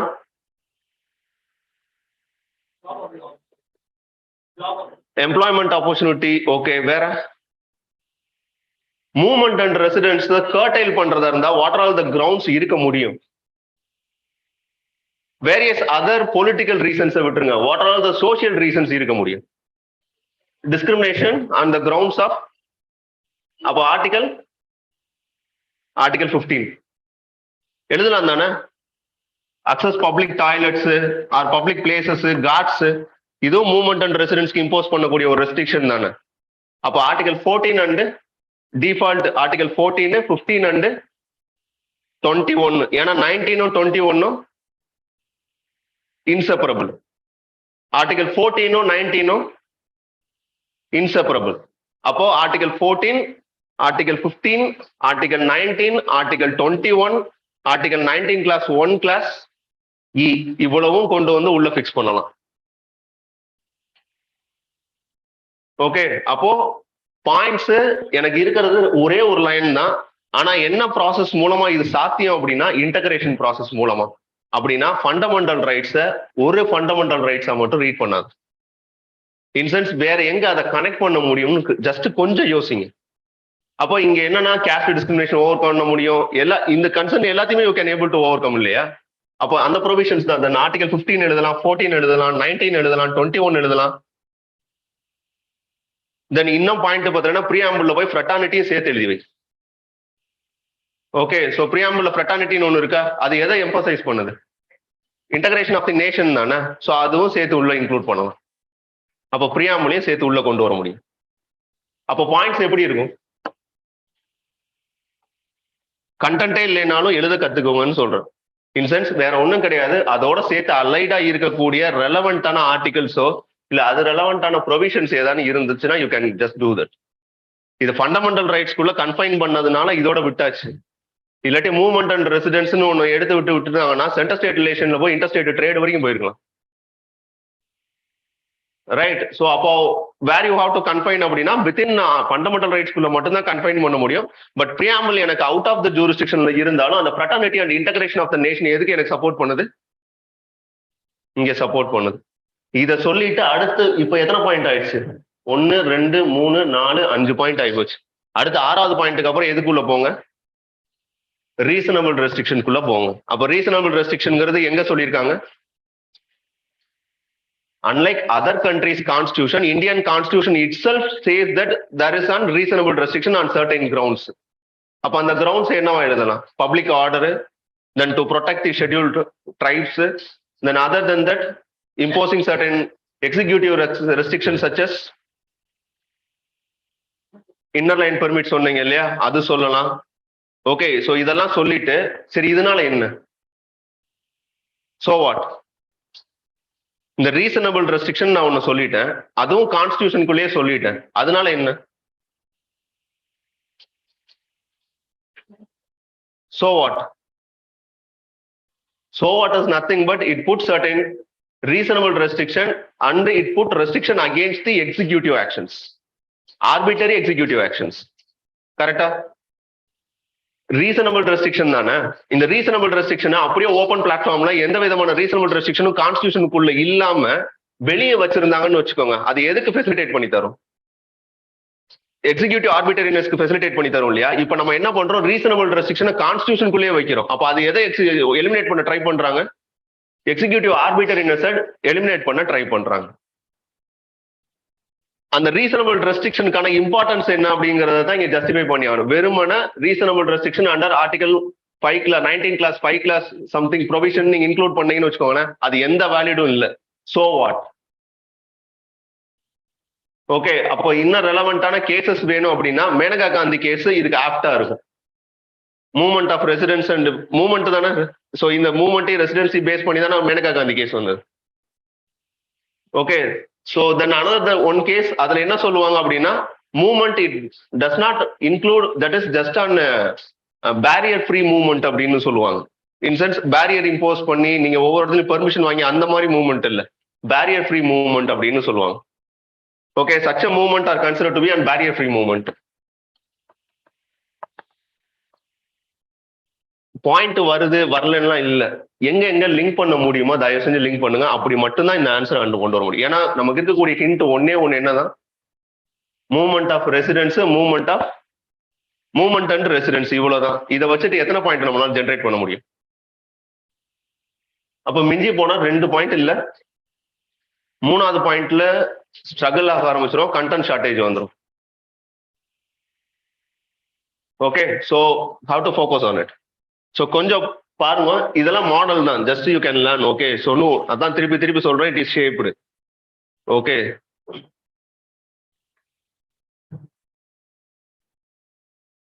அடுத்த question. To what extent in your opinion has the decentralisation of power in India change the governance landscape at the grassroots? So ஒரு question it's all about first question எதை பத்தி டிஸ்கஸ் பண்ணோம், ஜுடிஷியரியோடது. Then second question all about fundamental rights default ஒரு question. Okay, then third question பின்னாடி என்ன பேசிட்டே இருக்கீங்க, ஒரு 2 minutes இல்ல 3 minutes பிரேக்ஸ் வரவா, வேணும்னா எந்திரிச்சு போயிடலாம். என்ன சொல்றீங்க? ஒரு 3 minutes இல்லாட்டி 5 minutes பிரேக் தரேன். இன்ட்ரெஸ்ட் இருந்தா இருங்க, இல்லைன்னா ஒண்ணுமே புரியலனாலும் பிரச்சனை இல்லை. ஏன்னா நீ வேற ஏதாவது சப்ஜெக்டை போய் படிக்கலாம், அதுக்காண்டி சொல்றேன். என்ன சொல்றீங்க? இல்லையா? அப்ப பேசாம கவனிங்க. Okay, so to what extent in your opinion has the decentralization of power in India changed the governance landscape at the grassroots? So question is all about, in your opinion, decentralization of power in India changed the governance landscape. எதை question demand பண்ணுது? Local governance. In sense, question is all about grassroots democracy. அது 73rd 74th இருந்து ஆரம்பிச்சீங்கன்னா point கிடைக்காது. If you start from 73rd and 74th of the constitution அப்படின்னு ஆரம்பிச்சா you cannot able to proliferate your answers. கொஞ்சம் historical background touch பண்ணிட்டு உள்ள வரணும். The question is all about panchayat raj institution தான் and grass root democratic system தான், nothing more then that. கொஞ்சம் புதுசா இருக்கீங்க இல்லையா, லேர்ன் பண்ண கத்துக்கோங்க. என்னன்னா நான் ஐ அக்செப்ட், ஓகே ஒன்றும் புரியாது எனக்கு தெரியும், கான்ஸ்டிடியூஷன்ல இருந்து எதுவுமே இன்னும் நீங்க இதுல தான், பட் இங்க இருக்கக்கூடிய மற்றவங்களுக்கு கொஞ்சம் தேவைப்படும். அதனால சொல்றேன், கொஞ்சம் லேர்ன் பண்ண கத்துக்கோ. ஏதாச்சும் 1-2 பாயிண்ட் காதுல விழுகும், அது பின்னாடி எதுக்காச்சும் யூஸ் ஆகும், அதுக்காண்டி சொல்றேன். ஓகே, கொஞ்சம் கவனிங்க. ஸோ பஞ்சாயத்து ராஜ் இன்ஸ்டிடியூஷனை பத்தின கொஸ்டின்ஸ் தான் இது. ஓகே, ஸோ இப்போ பஞ்சாயத்து ராஜ் இன்ஸ்டிடியூஷனை பத்தின கொஸ்டின் அப்படின்னு வரும்போது இதோட அப்ஜெக்டிவ் என்ன ஜஸ்டிஃபை பண்ண சொல்லியிருக்காங்க? Nothing but it change the landscape of the governance. So landscape of the governance அப்படின்னு வரும்போது இது எங்க என்ஷூர் பண்றாங்க? It ensures grass root democracy. அப்ப கிராஸ் ரூட் டெமோக்ரஸி அப்படின்னு வரும்போது அப்ப பஞ்சாயத்து ராஜ் இன்ஸ்டிடியூஷனோட transformation in what extent it shaped the governance of the country. Okay, it's nothing but in what extent Panchayat Raj institution help for the nation to save the governance of the country. So what is the objective of governance? What is meant by governance? What is meant by governance? Including various stakeholders in order to facilitate various social, economical, welfare services to the people or to the development of the country. This is governance. So governance is nothing but an efficient delivery of public services to the people. இல்லையா? effective or efficient delivery of public services to the people. In sense, எவ்வளவு எஃபிஷியன்ட்டா எவ்வளவு சிம்பிளா persons, that is பப்ளிக்கு போகக்கூடிய services நீங்க facilitate பண்ணி தரீங்க. That's all. அப்ப question is all about that's all. Governance அவ்வளவுதான். கவர்னன்ஸ்ல இது எப்படி சேஞ்ச் பண்ணிருக்கு அப்படிங்கிறதான். அப்ப கவர்னன்ஸை பொறுத்தவரைக்கும் it's nothing but facilitating services to the people with better efficiency. Okay, adukku they want to bring some institutional changes. Institutional changes kondu varanungiradhu we started from the year of since 1950s. appo anga irundhu enna eduthu vandirukom, we bring some major reforms in the service delivery system by introducing of community development program, national social assistance program, integrated rural development program, national rural livelihood program, idella introduce pandrom. Okay, so these are all the schemes that we are initiated or we tried to implemented. Okay, edukaka அப்படினு பாத்தீங்கன்னா nothing but for the better delivery of services. But what is the problem? There is a lack of funds, functionaries, financial and functionaries, financial and something. Okay, so upon the 3F challenge irukku illaya, so appo adha you have to bring in that one. சொல்லிட்டு அடுத்த point என்ன கொண்டு வரணும்? இப்ப இது okay, இந்த issues இருக்கு, இந்த இஷ்யூஸ் இப்பதான் அட்ரஸ் பண்றாங்களா? இல்ல. அப்ப எப்ப இருந்தே அட்ரஸ் பண்றாங்க? அதுவும் 50s இருந்து. அப்ப என்னென்ன கமிட்டிஸ் இருக்கு? Ashok Mehta committee, Balwant Rai Mehta committee, GVK Rao committee, Hanumant Rao committee, இதெல்லாம் சொல்லிட்டு all argued for what type of system? An effective 3-tier decentralised administrative system. அதானே? சரி, அவங்க மட்டும் தான் ஆர்கியூ பண்ணாங்களான்னா வேற என்ன ப்ரொவிஷன்ஸ் கான்ஸ்டிடியூஷனுக்குள்ள இருக்கு அதை ஆர்கியூ பண்றது?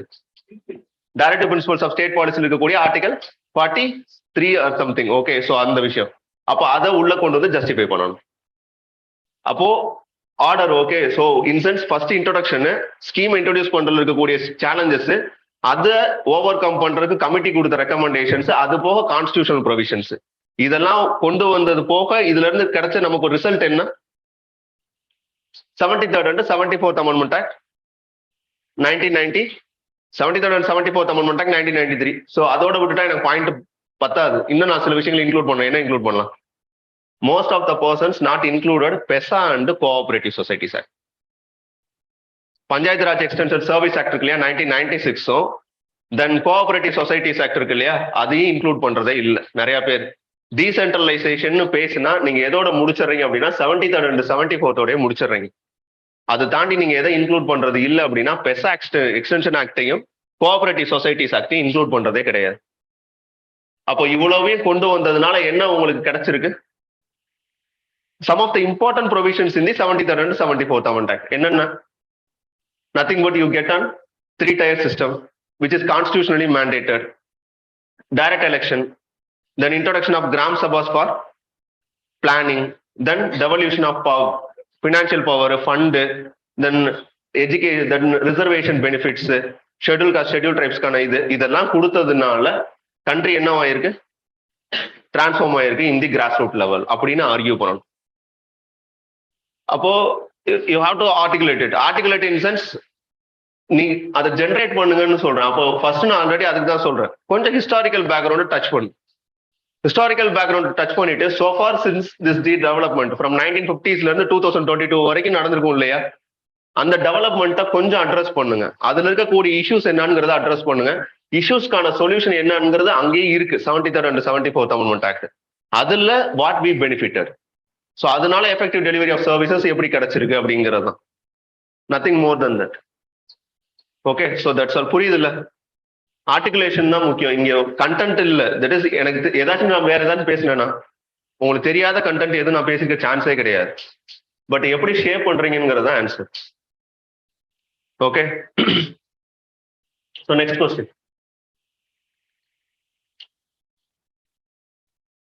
Then discuss the role of Vice President of India as the chairman of Rajya Sabha.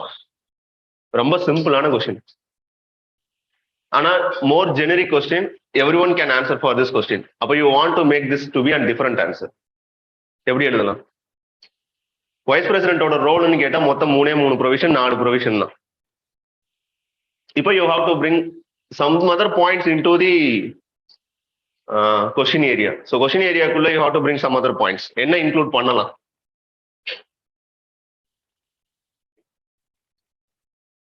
Governance சிஸ்டத்துல அந்த கவர்னிங் இன்ஸ்டிடியூஷன்ஸ் ஒன்னு சொல்றோம் இல்லையா, அங்க இருந்து எடுத்துட்டு வாங்க ஆன்சர். எப்படி எடுத்துட்டு வரலாம்? சோ வைஸ் பிரசிடென்ட்டோட ரோல் அண்ட் ஃபங்க்ஷன்ஸ் இவ்வளவுதானே. What is the discuss the role of vice president of India as chairman of the Rajya சபா.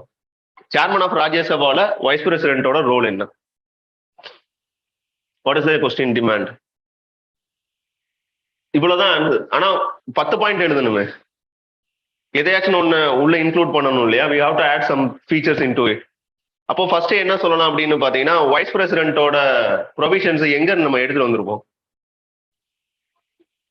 அது ஓகே, இன்சென்ஸ் அந்த டிரைவ்டு பவர், தட் இஸ் பாரோவிங்னு சொல்லுவோம் இல்லையா, கான்ஸ்டிடியூஷன், அது எங்க இருந்து எடுத்து வந்திருப்போம் கேட்குறேன்.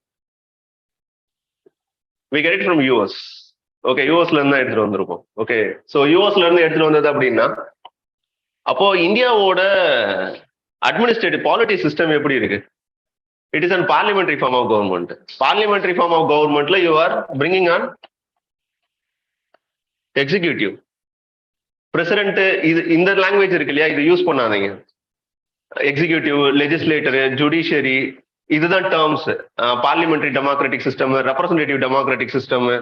இன்ஸ்டெட் ஆஃப் டைரக்டா அட்ரஸ் பண்றது பார்லிமெண்ட் இல்ல பிரசிடென்ட், வைஸ் பிரசிடென்ட் அப்படின்னீங்கன்னு வச்சுக்கோங்களேன், அது ரொம்ப ஜெனரிக்கா தெரியும். கொஞ்சம் டெக்னிக்கலா இருக்கணும் அப்படின்னா கொஞ்சம் அந்த வேர்ட்ஸோட இது இருக்கும் இல்லையா. இன்ஸ்டெட் ஆஃப் வைஸ் பிரசிடென்ட்டுக்கு பதிலா ஃபர்ஸ்ட் ஆட் பண்ண போறது எப்படியும் அந்த பக்கம் முழுக்க வைஸ் பிரசிடென்ட் பத்தி தானே பேச போறீங்க. ஆனா அதுக்கு முன்னாடி எக்ஸிக்யூட்டிவ்னு ஒன்று அட்ரஸ் பண்ணிருங்க. ஓகே, அப்போ எக்ஸிக்யூட்டிவ் சிஸ்டத்துல, தட் இஸ் பார்லிமெண்டரி டெமோக்ராட்டிக் சிஸ்டத்துல ஒரு எக்ஸிக்யூட்டிவ், அதுவும் vice president, not at all president. இந்த வைஸ் பிரசிடென்ட் எதுக்கு உள்ள கொண்டு வந்து வைக்கணும்? Okay, so it is considered to be one of the unique feature in the constitution. Nowhere in Commonwealth countries which adopted foreign parliamentary democratic systems have such a setup. Parliamentary democratic system adopt பண்ண கண்ட்ரீஸ்ல எந்த கண்ட்ரிலையும் இந்த wise பிரசிடென்ட்ங்கிற ஒரு post கிடையாது. Okay, so இது ஒரு one of the unique feature in the Indian constitution. Indian கான்ஸ்டியூஷன்ல இருக்கக்கூடிய unique ஃபீச்சர்ஸ்ல இது ஒன்னு. That is in parliamentary democratic system where vice president is considered to be one of the constitutional post is something unique. Okay, அப்ப இந்த uniqueness அப்படின்னு சொல்லும் போது அப்ப இந்த இடத்துல இவருக்கு இன்னொரு யூனிக்னஸையும் ஆட் பண்றாங்க. In sense he is not only act as a executive but he also act as a part and parcel in the legislative process. Conduction of legislatureல இவரோட ரோல் என்னவா இருக்கு? One of the vital role. In sense இவர் act as a dual head. இவருக்கு ஒரு dual role இருக்கு. ஒன்னு executive act பண்றாரு, அந்த other hand conduction of legislature. So லெஜிஸ்லேச்சரை கண்டக்ட் பண்றதுல இவருக்கு ஒரு வைட்டல் ரோல் இருக்கு. கரெக்ட் தானே? ஸோ வைஸ் பிரசிடென்ட் அப்படிங்கிறது ஒரு யூனிக் ஃபீச்சர் நான் சொல்லியாச்சு. ரெண்டாவது ப்ரொவிஷன் என்ன ஆட் பண்றேன்? யூஎஸ்ல இருந்து நான் பாரோ பண்ணேங்கிறத சொல்லிடுறேன். மூணாவது ப்ரொவிஷன் என்ன சொல்லிடுறேன்? இவருக்கு என்ன ரோல் மட்டும் கிடையாது, எக்ஸிகியூட்டிவ் ரோல் மட்டும் கிடையாது, பட் லெஜிஸ்லேட்டிவ் ரோலும் கண்டக்ஷன் ஆஃப் லெஜிஸ்லேச்சர், அதுதான் ரொம்ப முக்கியம். ஓகே, ஸோ வேற எதுவும் பெரிய ரோல் கிடையாது. கண்டக்ஷன் ஆஃப் லெஜிஸ்லேச்சர்ல இவருக்கு ஒரு ரோல் இருக்கு. அதர் தென் தட் இவர் unlike vice president of US மாதிரி he is not having real power. Okay, so vice president of US கிட்டத்தட்ட பிரசிடென்டோட பவருக்கு ஈக்குவலண்டா இருக்கும். பட் இந்தியால வைஸ் பிரசிடென்ட் இருக்காரு, பட் அவருக்கு என்ன கிடையாது? Unlike power what enjoyed by US. இப்ப நான் சொல்றேன் இல்லையா, ஃபர்ஸ்ட் பாயிண்ட் சொன்னேன்ல பாரோட் ஃப்ரம் யூஎஸ்ன்னு, அங்க இந்த பாயிண்ட் ஆட் பண்ணணும். இல்லாட்டி அது அப்படியே சிங்கிள் லைனா நிற்கும், ஒரு ஏதோ ஹெட்டிங் போட்ட மாதிரி நிற்கும், அங்க இதை ஆட் பண்ணணும். அப்ப இப்ப எத்தனை பாயிண்ட் ஜென்ரேட் ஆயிடுச்சு? 3 பாயிண்ட் ஜென்ரேட் ஆயிடுச்சா? இப்போ அடுத்து இப்ப கான்ஸ்டியூஷனுக்குள்ள வாங்க. அப்ப கான்ஸ்டியூஷனுக்குள்ள வைஸ் பிரசிடென்ட்ன்றவர் எங்க இருக்காரு? ஆர்டிகல் 63 ஆஃப் தி கான்ஸ்டியூஷன் எழுதணும்னா உங்களுக்கு ஆர்டிகல் தெரிஞ்சா எழுதுங்க, இல்லாட்டி விட்டுருங்க, ஒன்றும் பிரச்சனை இல்லை. ஸோ அப்ப there shall be an vice president. Okay, அப்ப இந்த vice president having an what type of function? he is having many functions, but இங்க கொஸ்டின் இட் இஸ் அவர் என்னன்னா in case of absence of president he will be act as an president. அது ஒரு power. ரெண்டாவது power என்னவா இருக்கு? he is act as an ex officio chairman of Rajya Sabha. இங்கதான் நாலாவது பாயிண்ட்டுக்கே நான் வர்றேன். இப்போ எனக்கு என்ன கிடைக்கும் அப்படின்னா 3 பாயிண்ட், ஒரு எக்ஸ்ட்ரா பாயிண்ட், ஆனா வேலிட் பாயிண்ட். நான் கதை அடிக்கல. ஓகே, ஃபர்ஸ்ட் வைஸ் பிரசிடென்ட்டோட நேச்சர் என்னன்னு சொல்லிட்டு அதுக்கப்புறம் எங்க ஆரம்பிக்கிறேன் அப்படின்னா இங்கதான் 4th பாயிண்ட்ல இருந்து ஸ்டார்ட் பண்றேன். தட் இஸ் வைஸ் பிரசிடென்ட்டோட பவர் அண்ட் ஃபங்க்ஷன்ஸ்னு வரும்போது ex officio chairman of Rajya Sabha அப்படின்னு சொல்லிட்டு இப்போ நான் ஃபங்க்ஷன்ஸை ஆரம்பிக்கிறேன். அப்ப ராஜ்யசபா சேர்மனோட ஃபங்க்ஷன்ஸ் என்னென்னவா இருக்கும்? First conduction of house, that is interpreter of the constitution அவர் தான். Rules of procedure of the Rajya Sabha constitution அவர் தான். அது ஒரு பவர். செகண்ட் பவர் டிஸ்கஸ் பண்ணா ஆன்டி டிஃபெக்ஷனால இவரோட டிசைடிங் அத்தாரிட்டி. தென் மூணாவது பாத்தீங்கன்னா ப்ரிவிலேஜ், பிரீச் ஆஃப் ப்ரிவிலேஜ்ல இவருக்கு ஒரு ஸ்பெஷல் இருக்கு. தென் கமிட்டி ஃபார்மேஷன்ல இவருக்கான ஸ்பெஷல் ப்ரொவிஷன்ஸ் இருக்கு. அப்போ ஓவரால் எத்தனை பாயிண்ட் ஆகி போச்சு? 8 பாயிண்ட் ஆயிடுச்சா? இப்போ இந்த 3 பாயிண்ட் தெரியாம இந்த மட்டும் நீங்க ஆன்சர் வச்சு பண்ணியிருந்தா எப்படி பண்ணிருக்க முடியும்? அப்போ பிரச்சனை என்ன அப்படின்னா இங்கேயும் நீ கனெக்ட் பண்ணணும், அவ்வளவுதான். 1 or 2 பாயிண்ட்ஸ் உனக்கு தெரியலங்கிற பட்சத்துல கண்டென்ட் ஃபுல்லா இருந்தா ஒரு பிரச்சனையும் கிடையாது. நம்ம வாட்டுக்கு ஹிட் த புல்ஸ் ஐ மாதிரி ஸ்டார்டிங் பாயிண்ட்ல இருந்து ஆன்சர் பண்ணிட்டே போகலாம். பட் பிரச்சனை இங்க என்ன இருக்கு அப்படின்னா நமக்கு we are having a shortage of points. மொத்தமே 4 பவர் தான் இருக்கு அவருக்கு. இந்த 4 பவரை போட்டுட்டா அதுக்கப்புறம் எனக்கு பவரே இல்லை, பாயிண்டே கிடையாது. அப்ப இங்க இருக்கிற பிரச்சனை என்ன அப்படின்னா கண்டென்ட்டை நீங்க ப்ரோலிஃபரேட் பண்ண தெரியுதான்னு தான் பாக்குறாங்க. கொஸ்டின் பார்க்க ரொம்ப சிம்பிளா இருக்கும், ஆனா கையை வச்சா ஒரு பாயிண்ட்டும் கிடைக்காது. எழுத ஆரம்பிக்கும் போதுதான் 2வது பாயிண்ட்லேயே திணறிடுவோம். மிஞ்சி போனா 4 பாயிண்ட் திணறுவோம், 5 பாயிண்ட் ஆன்சர் பண்ணலாம். பட் இப்போ நமக்கு அடிஷனலா என்ன கிடைச்சிருக்கு? ஒரு 3-4 பாயிண்ட் சேர்த்து கிடைக்குது. இதுதான் அவங்களுக்கும் நமக்கும் ஸ்கோர் பண்ண வேண்டிய ஏரியாஸ். இன்சென்ஸ் கத்துக்கிற வேண்டிய விஷயம் ஒன்றும் கிடையாது. எங்கேயாச்சும் இருந்து கனெக்ட் பண்ண முடியுமான்னு பாருங்க. பாயிண்ட் ஜென்ரேட் பண்ண முடியலைன்னா you can generate your own points, but it has certain relevance. எங்கேயோ இருக்கிற ப்ரொவிஷன் எடுத்துட்டு வந்து இங்கெல்லாம் இது பண்ணக்கூடாது. ஓகே, தென் அவர் வந்து செகண்ட் ஹெட்டு அதெல்லாம் செல்லுபடியாகாது. அந்த ஆர்டர் ஆஃப் பிரசிடென்ட்ஸ்ல வந்து அவர் செகண்ட், அவருக்கு இப்பதான் எலெக்ஷன் நடந்து முடிஞ்சிச்சு, அவரை ரீப்ளேஸ் பண்ணிட்டு இவர் வந்தாரு, வேலைக்கு ஆகாது. ஓகே, ஆனா என்னன்னா கொஞ்சம் ஷேப்பா எழுதணும், அவ்வளவுதான். தட் இஸ் இங்க அதெல்லாம் கேட்க மாட்டாங்க. நான் வெங்கையா நாயுடு ரீப்ளேஸ் பண்ணிட்டு வந்தாரு இப்பதான் அதெல்லாம் எழுதாதீங்க தயவு செஞ்சு. அதெல்லாம் கேட்கவும் மாட்டாங்க, டிமாண்ட் இல்ல. கொஸ்டினோட டிமாண்ட் என்ன அப்படின்னா, in what context vice president office is decided in and specific function அப்படிங்கிறது. ஸோ கிரியேஷனோட அப்ஜெக்டிவ் இதுதான், nothing but ex official chairman of Rajya Sabha தான். Okay, then discuss the role of National Commission for Backward Classes in the wake of its transformation from a statutory body to a constitutional body. So National Commission for Backward Class. So இது you can start from the hits the bullet. நார்மலாவே எழுதலாம், provisions என்ன எங்க இருந்து start பண்ணணும் அப்படின்னு எழுதலாம். But எங்க இருந்து ஸ்டார்ட் பண்ணலாம்? National commission for backward Class 102nd amendmentல இருந்து. Question is it's a transformation from a statutory body to constitutional body. அப்ப you have to address when it became one statutory body. 1993. Okay, அப்ப இது எதுக்காக form பண்ணணும்? It starts from the year of 1993 as a statutory body அப்படின்னு எழுதுனது நல்லா இருக்குமா, இல்ல வேற ஏதாச்சும் இதுக்கு அடிஷனல் வேல்யூஸ் கொடுத்தா நல்லா இருக்குமா? ரிசர்வேஷன்ங்கிறது அதையும் டச் பண்ண முடியாது.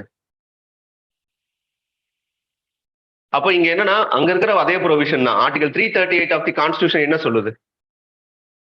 Nothing but to form an commission for the schedule caste and schedule tribes. அதானே? அப்போ ஓபிசி எல்லாம் கிடையாது. Article 338 of the constitution says that there is a commission for the scheduled caste and scheduled tribes for the beneficiary of their welfare. இதுதான் okay provision. இப்போ என்ன பண்றோம் அப்படின்னா, இதோட சேர்த்து இன்னொன்னு ஆட் பண்றோம். In order to add and value to this, the backward commission also included in this provision. Okay, so article 338 B தானே இது? article 338 338 B. ஓகே, so அப்போ வரும்போது என்னன்னா, இதை நான் ஃபர்ஸ்ட் அட்ரஸ் பண்றதை விட Article 338 of the Constitution says that there shall be a commission for the scheduled caste and scheduled tribes to understand or to observe the context of them. Okay, in sense அவங்களோட socio-economic backwardness base பண்ணி, அதே மாதிரி socio-economic backwardness study பண்றது யாரை include பண்றாங்க? backward commission ஒன்னு include பண்றாங்க. Okay, in order to study the socio and economic backwardness of a people of this country, they form a commission in the name of National Commission for Backward Class to shape or to give validity. எதுக்கானது அப்படின்னா, nothing but Indra Sawhney case. ஏன்னா இந்திரா ஷஹானி கேஸ்ல தான் you should form an recommendatory பாடிங்கிற ஒரு guidelines இருக்கு. Okay, அப்ப இந்திரா ஷஹானி கேஸ்ல கொடுத்த அந்த கமிஷனுக்கு ஏற்ற கைட்லைன்ஸ்ல they form an commission, that is national commission for backward class in the year 1993. இது சார்மலா யாருனாலும் எழுதலாம். அப்ப ஆர்டிகல் 338 மென்ஷன் பண்ணிருக்கணும். அடுத்த ப்ரொவிஷன் என்ன இன்க்ளூட் ஆகுது? இந்திரா ஷாகானி கேஸ் உள்ள வருது.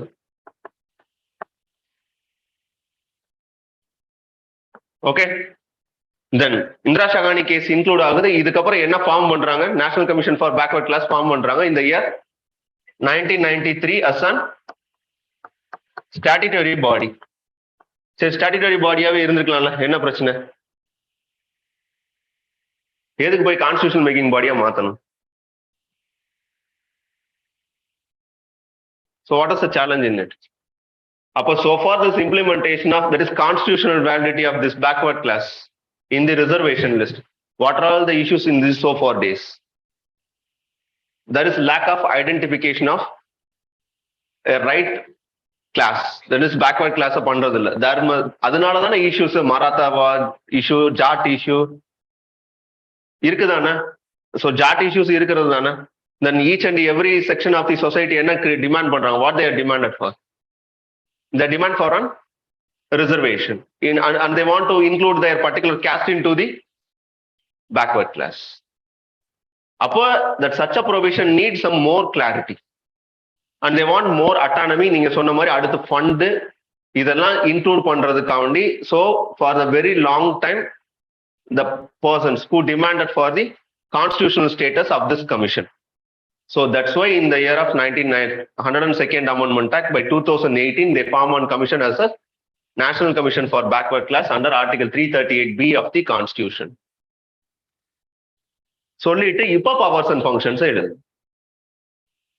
அப்போ ஏன்னா இந்த கொஸ்டின் என்னன்னா, they are not asking about only on National Commission for Backward Classes and constitutional body. They ask the question in terms of discuss the role of National Commission for Backward Class in the wake of its transformation from a statutory body to a constitutional body.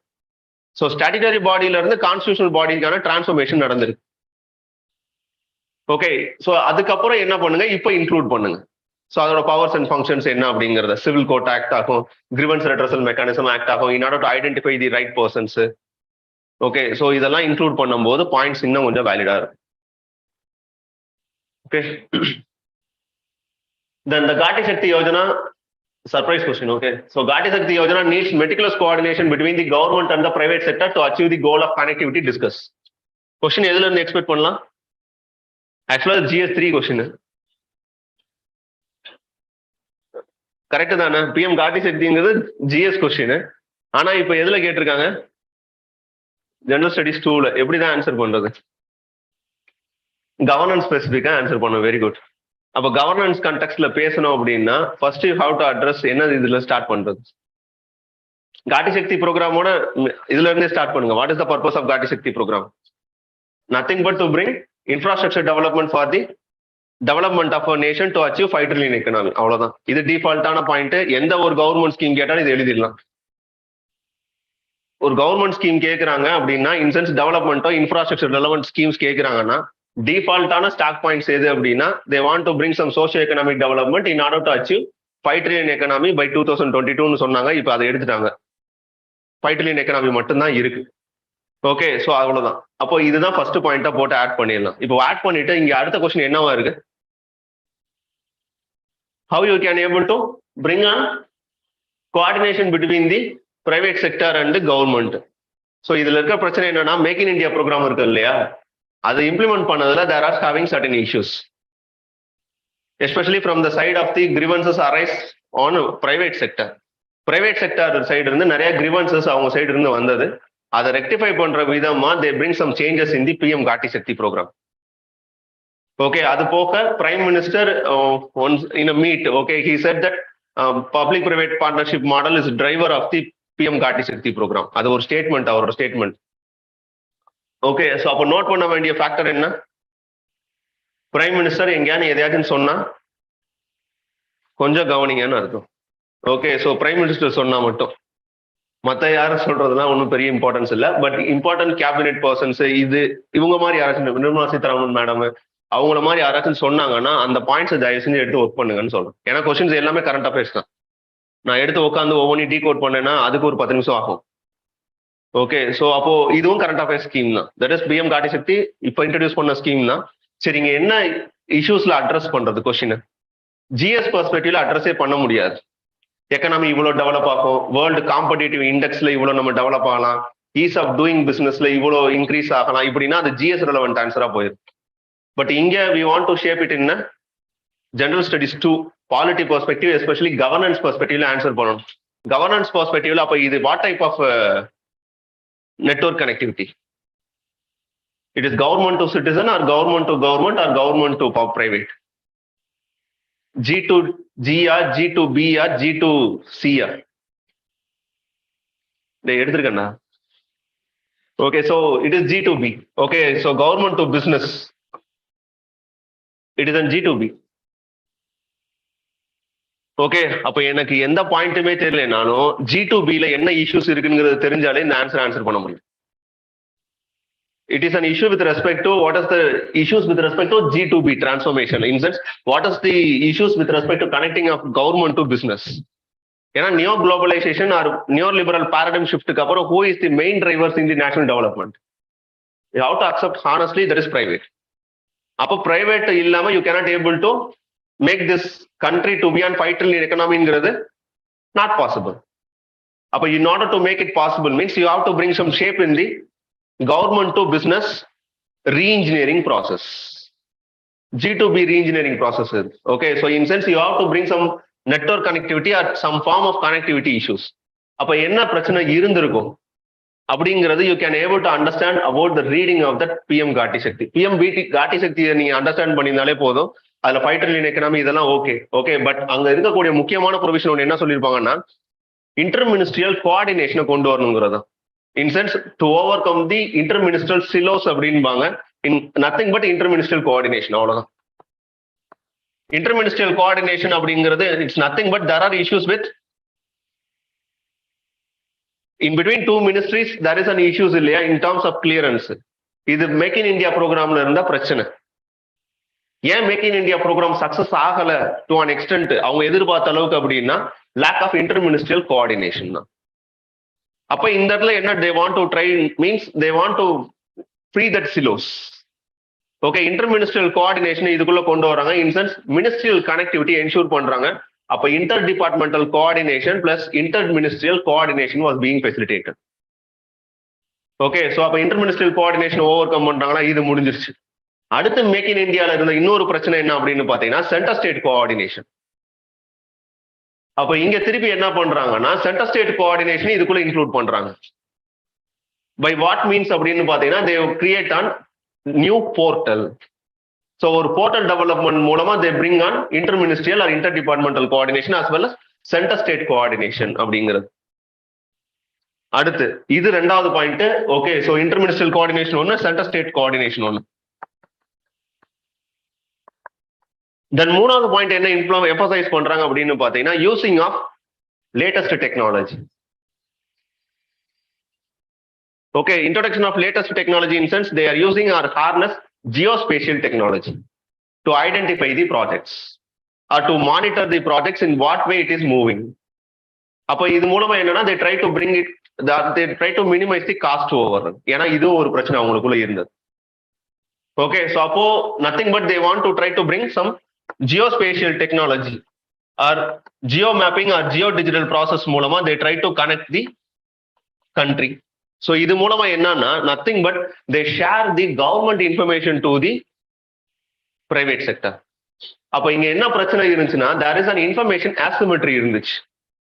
Information asymmetry in sense பிரைவேட்டுக்கு என்ன தெரியல, government release பண்ணக்கூடிய டேட்டாஸோ டெண்டர்ஸோ இல்ல government release பண்ணக்கூடிய டாக்குமெண்ட்ஸோ எதுவுமே யாருக்கு போய் reach ஆகல. இப்ப என்ன பண்றாங்க அப்படின்னு பாத்தீங்கன்னா இந்த இன்டர்மினிஸ்ட்ரியல் இந்த இதுக்கு இல்லையா geospatial technology, so geo digital மூலமா they try to share the informations in real time manner. So இது G2B இருக்கக்கூடிய பிரச்சனை. ரியல் டைம் பேசிஸ்ல இன்ஃபர்மேஷன்ஸ் எனக்கு கிடைக்கிறது இல்லை, அதை என்ஷூர் பண்றாங்க.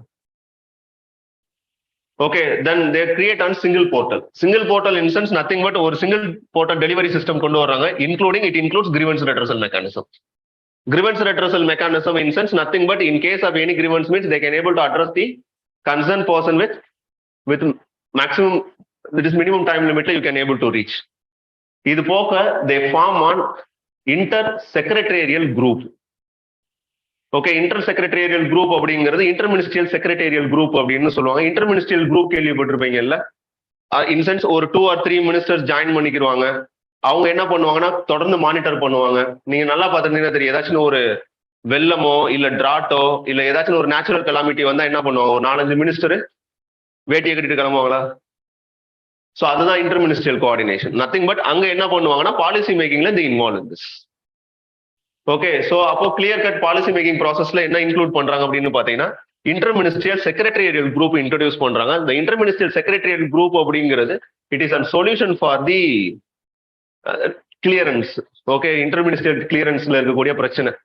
ஸோ இதை இன்க்ளூட் பண்ணிட்டு direct assessment of the PMO office. இது direct assessment from the BMO ஆஃபீஸ்னா அப்ப என்ன பெனிஃபிட், இமிடியேட்டா அவர் கண் பார்வைக்கு எந்த பிரச்சனையும் என்னவாயிரும் போய் ரீச் ஆயிரும். அப்போ கொஸ்டின் இதுல இருக்கக்கூடிய விஷயங்கள் எல்லாத்துலயுமே என்ன பண்ணிருங்க சாண்டிங் மாதிரி. So that's why private sector benefited. So without private sector you cannot able to initiate. Without private sector இதுங்கிறது சாண்டிங் மாதிரி வந்துகிட்டே இருக்கும். அந்த சாண்டிங் எதுக்காக அப்படின்னு பாத்தீங்கன்னா உங்களோட ஆன்சர் ஜஸ்டிஃபை பண்றது எதுக்கு அப்படின்னு பாத்தீங்கன்னா இந்த பிரைவேட் செக்டரோட கோஆர்டினேஷன் முக்கியம். இப்போ பிரைவேட் செக்டர் கோஆர்டினேஷன் இருக்கக்கூடிய சேலஞ்சஸ் என்னவோ அதை இது மூலமா சால்வ் பண்ண ட்ரை பண்றாங்க, அவ்வளவுதான். Okay, the Right of Persons with Disability Act 2016 remains a only legal document without intense sensitization of government functionaries and citizens regarding disability. So it is all about schemes. இந்த வட்டம் 2 scheme டிஃபால்ட்டா ஒவ்வொரு வருஷமும் 2 scheme கேட்டுருவாங்க. இந்த தடவை இது ஒன்று கேட்டிருக்காங்க. and then right to education டிஃபால்ட்டா. ஸோ சோசியல் செக்யூரிட்டி ஸ்கீம்ஸ் இருக்குல்ல உங்களுக்கு. ஸோ அதுல ஒன்று that is the right of persons with disability act 2016. அதோட என்ன கேட்டிருக்காங்க? that is it is in the legal document. பேப்பரா தான் இருக்கு, not having getting implemented. கொஸ்டினோட ரீசன் என்ன அப்படின்னா nothing but they present a paper in the parliamentary. Okay, so system for implementation analysis பண்ணாங்க இந்த ரிப்போர்ட். தட் இஸ் இந்த particular act எப்படி function ஆகுதுங்கிறதுக்கான ஒரு ரிப்போர்ட் ஸ்டடி பண்ணாங்க. அந்த ரிப்போர்ட் என்ன பண்ணாங்கன்னா பார்லிமெண்ட்ல சப்மிட் பண்ணாங்க. அந்த பார்லிமெண்ட்ல இதைத்தான் சொன்னாங்க. Okay, there are certain issues in the implementation of this act அப்படிங்கிறது அந்த பர்டிகுலர் ப்ரொவிஷனோட இது ப்ரொவிஷன்ஸ். ஸோ அதை வச்சுதான் இந்த கொஸ்டின் ட்ரிகர் ஆச்சு. அப்போ இன்னொரு விஷயம் என்ன நடக்குது, பார்லிமெண்ட்ல முக்கியமான பேப்பரோ டாக்குமெண்ட்டோ இல்ல எனி பர்டிகுலர் கமிஷன் கமிட்டி ரெக்கமெண்டேஷன்ஸோட பேப்பர்ஸ் அங்க சப்மிட் ஆச்சுன்னா அது என்ன ஆகுது, கொஸ்டினா ட்ரிகர் ஆகுது. ஓகே, ஸோ அப்ப இது ஒரு முக்கியமான இஷ்யூஸ். இன்சென்ஸ் நியூஸ் பேப்பர்ல எங்கேயாச்சும் பார்லிமெண்ட்ரி குரூப் இல்ல பார்லிமெண்ட்ரி கமிட்டிஸ் ஏதாச்சும் பேப்பர் சப்மிட் பண்ணா அதை கொஞ்சம் ஃபோக்கஸ் பண்ணுங்க. ஓகே, ஸோ அப்படி இருக்கையில அப்ப இந்த ப்ரொவிஷன் இந்த ஆக்டோட ப்ரொவிஷன்ஸ் என்ன பண்ணிருங்க, அட்ரஸ் பண்ணிருங்க. ஓகே, நான் இது சிம்பிளான ஆன்சர் தானே சொல்லிட்டு போயிடுறேன். இந்த ஆக்டோட ப்ரொவிஷன்ஸ் அட்ரஸ் பண்ணுங்க.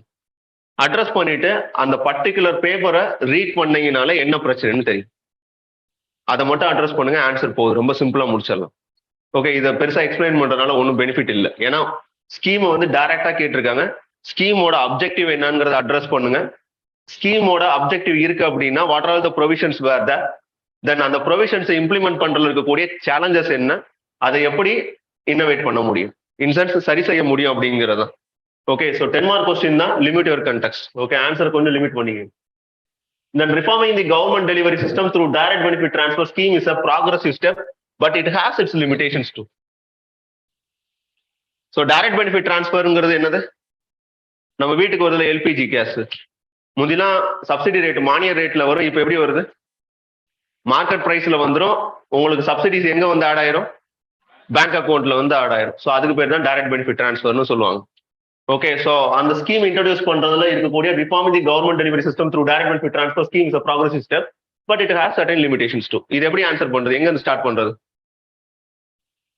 இதுவும் கிட்டத்தட்ட ஜிஎஸ் டைப் ஆஃப் ஒரு கொஸ்டின் தான்.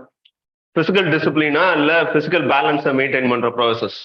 பட் இங்க கொஞ்சம் எதுக்குள்ள இன்க்ளூட் பண்ணிருக்காங்கன்னா ஜிஎஸ் 2க்குள்ள இன்க்ளூட் பண்ணிருக்காங்க. அப்ப எங்க இருந்து ஸ்டார்ட் பண்றது இதை?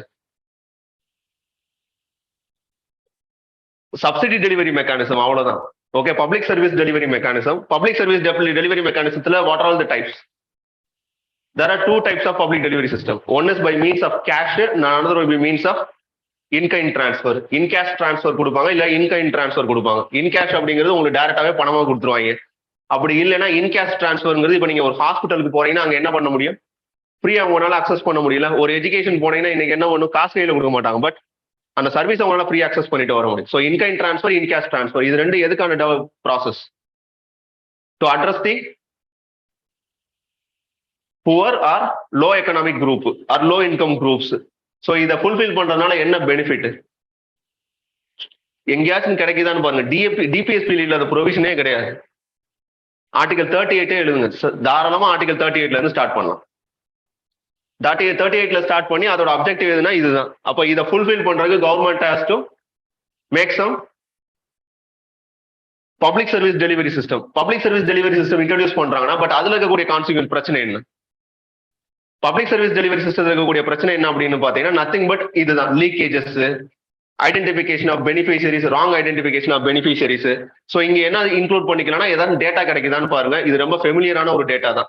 ராஜீவ் காந்தி சொன்ன டேட்டா, ₹1 கவர்மெண்ட் பீப்புளுக்குன்னு கொடுத்தா அது யாருக்கு எவ்வளவு போய் சேருது, 15 பைசே தான் போய் சேருது. இது ராஜீவ் காந்தி கொடுத்த ஸ்டேட்மெண்ட் தான். ₹1 கவர்மெண்ட் ஒரு பர்சனுக்கு கொடுத்தா அதுல கடைசியா யாருக்கு பீப்புளுக்கு எவ்வளவுதான் போய் சேருது, 15 ரூபீஸ் தான் போய் சேருது. அப்ப இங்க இருக்கக்கூடிய பிரச்சனை என்ன அப்படின்னு பாத்தீங்கன்னா கரப்ஷன், தென் லீக்கேஜஸ், தென் மிடில் மேன் ப்ராசஸ், இது எல்லாம் பிரச்சனையா இருக்கு.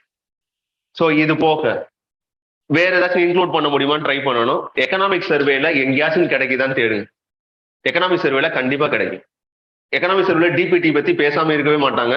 எப்ப இருந்துன்னு கேட்டா 2015 to 16 இருந்து இப்போ வரைக்கும் ஏதாச்சும் ஒரு ப்ரொவிஷன் டிபிடியை பத்தி இருந்தே ஆகும். ரெக்கமெண்ட் பண்ணாங்கன்னா நீங்க எழுத போறீங்க, வேற ஒன்றும் எழுத போறது இல்லை. அப்ப many commissions recommended for it. Okay, so அப்ப சொல்லிட்டு அடுத்து இப்போ எங்க ஸ்டார்ட் பண்ணணும்? டிபிடி அப்ப இன்ட்ரோடியூஸ் பண்ணாங்கிறது. அப்ப டிபிடி அப்ப இன்ட்ரோடியூஸ் பண்றாங்க? 2013 இன்ட்ரோடியூஸ் பண்றாங்க. Okay, so 2013 DBT first and Pahal ப்ராஜெக்ட்ல இன்ட்ரோடியூஸ் பண்ணாங்க. இன்சென்ஸ் இந்த கேஸ் சிலிண்டருக்கு தான் இன்க்ளூட் பண்ணாங்க. இன்னைக்கு கிட்டத்தட்ட மோர் தென் 500 above schemes are run through by direct benefit transfer.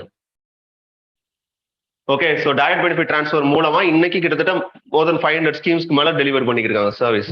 Government கொடுக்கக்கூடிய சர்வீசஸ் டைரக்ட் பெனிஃபிட் ட்ரான்ஸ்ஃபர் மூலமா.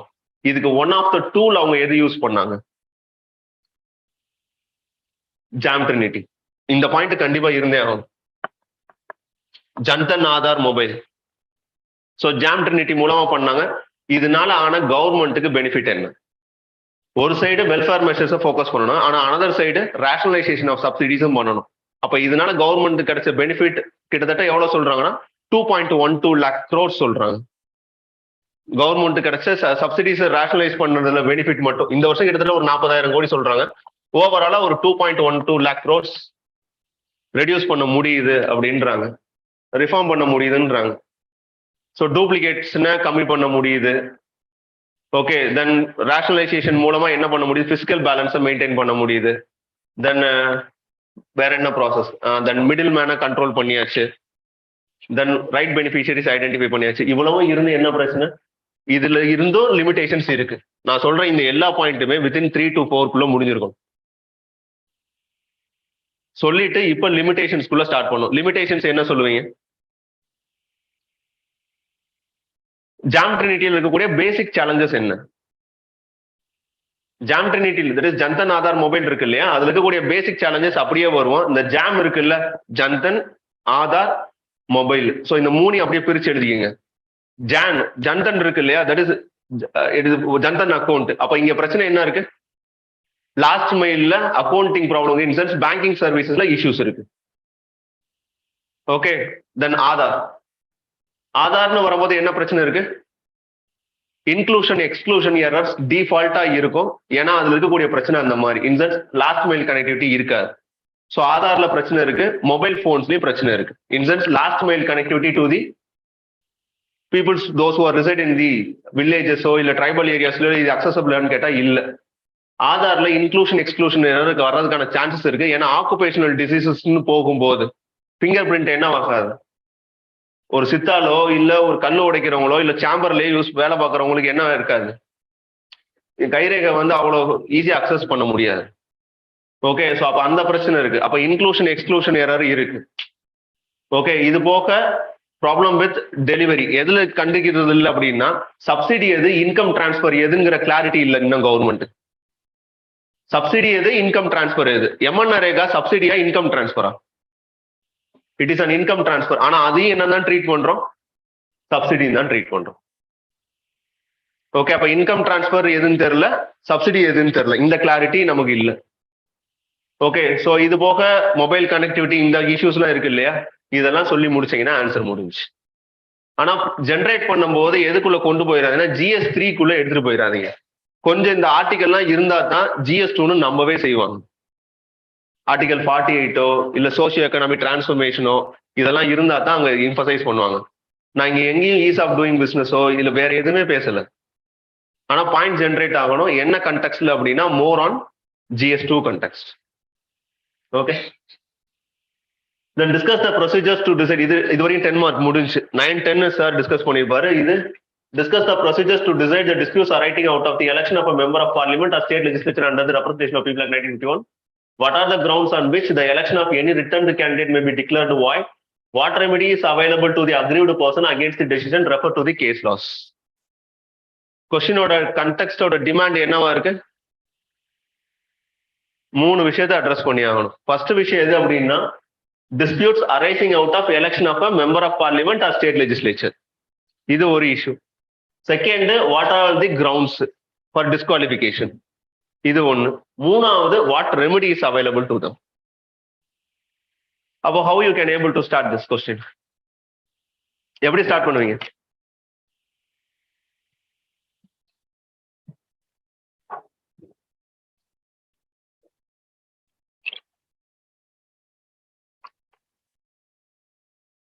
How you can start this?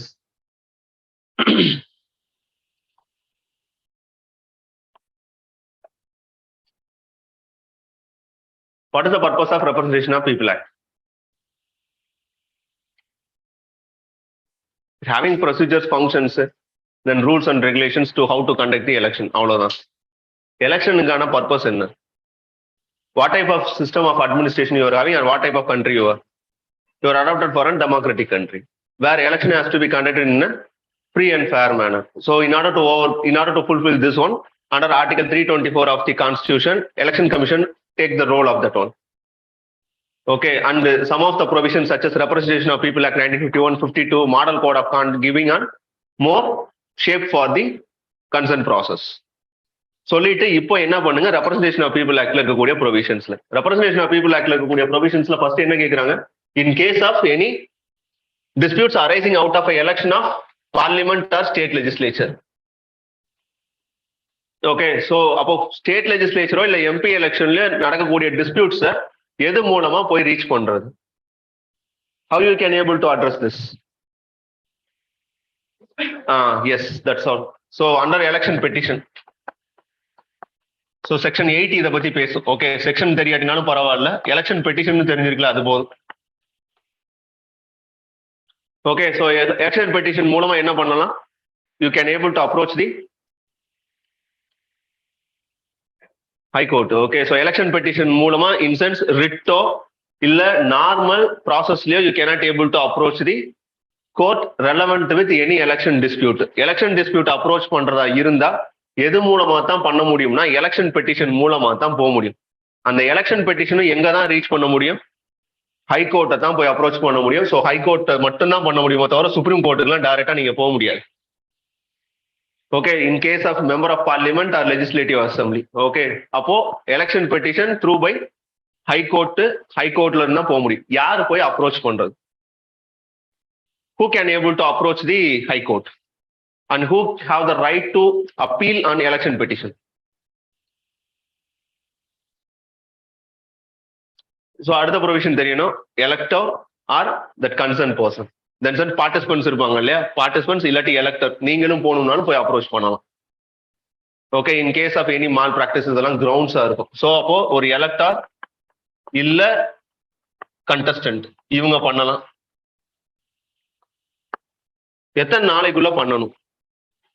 Election result announce பண்ணணும் வித்தின் 45 டேஸ்க்குள்ள பண்ணணும். Okay, so within 45 days you have to answer further, address that question. Minimum punishment என்னன்னா disqualification தான், nothing more then that. They disqualify. Okay, கிரவுண்ட்ஸ்னா என்ன இந்த வந்து வரும்? அடுத்ததான் கேட்கிறாங்க. The Representation of People Act 1951, what are all the grounds on which the election of a returned candidate may be declared void? Returned candidateனா in sense அவர் ஜெயிச்சாச்சுன்னு அறிவிக்கப்பட்ட பிறகும் அதுதான் ரிட்டர்ன்டு கேண்டிடேட்னு சொல்லுவாங்க. In sense the person who got an election certificate, winning சர்டிபிகேட்னு சொல்லுவோம் இல்லையா, அந்த வின்னிங் சர்டிபிகேட் வாங்கின பர்சன் தான் ரிட்டர்ன்டு கேண்டிடேட்னு சொல்லுவோம். அந்த கேண்டிடேட்டை டிஸ்குவாலிஃபை பண்றதுக்கான கிரவுண்ட்ஸ் என்னவா இருக்கும்?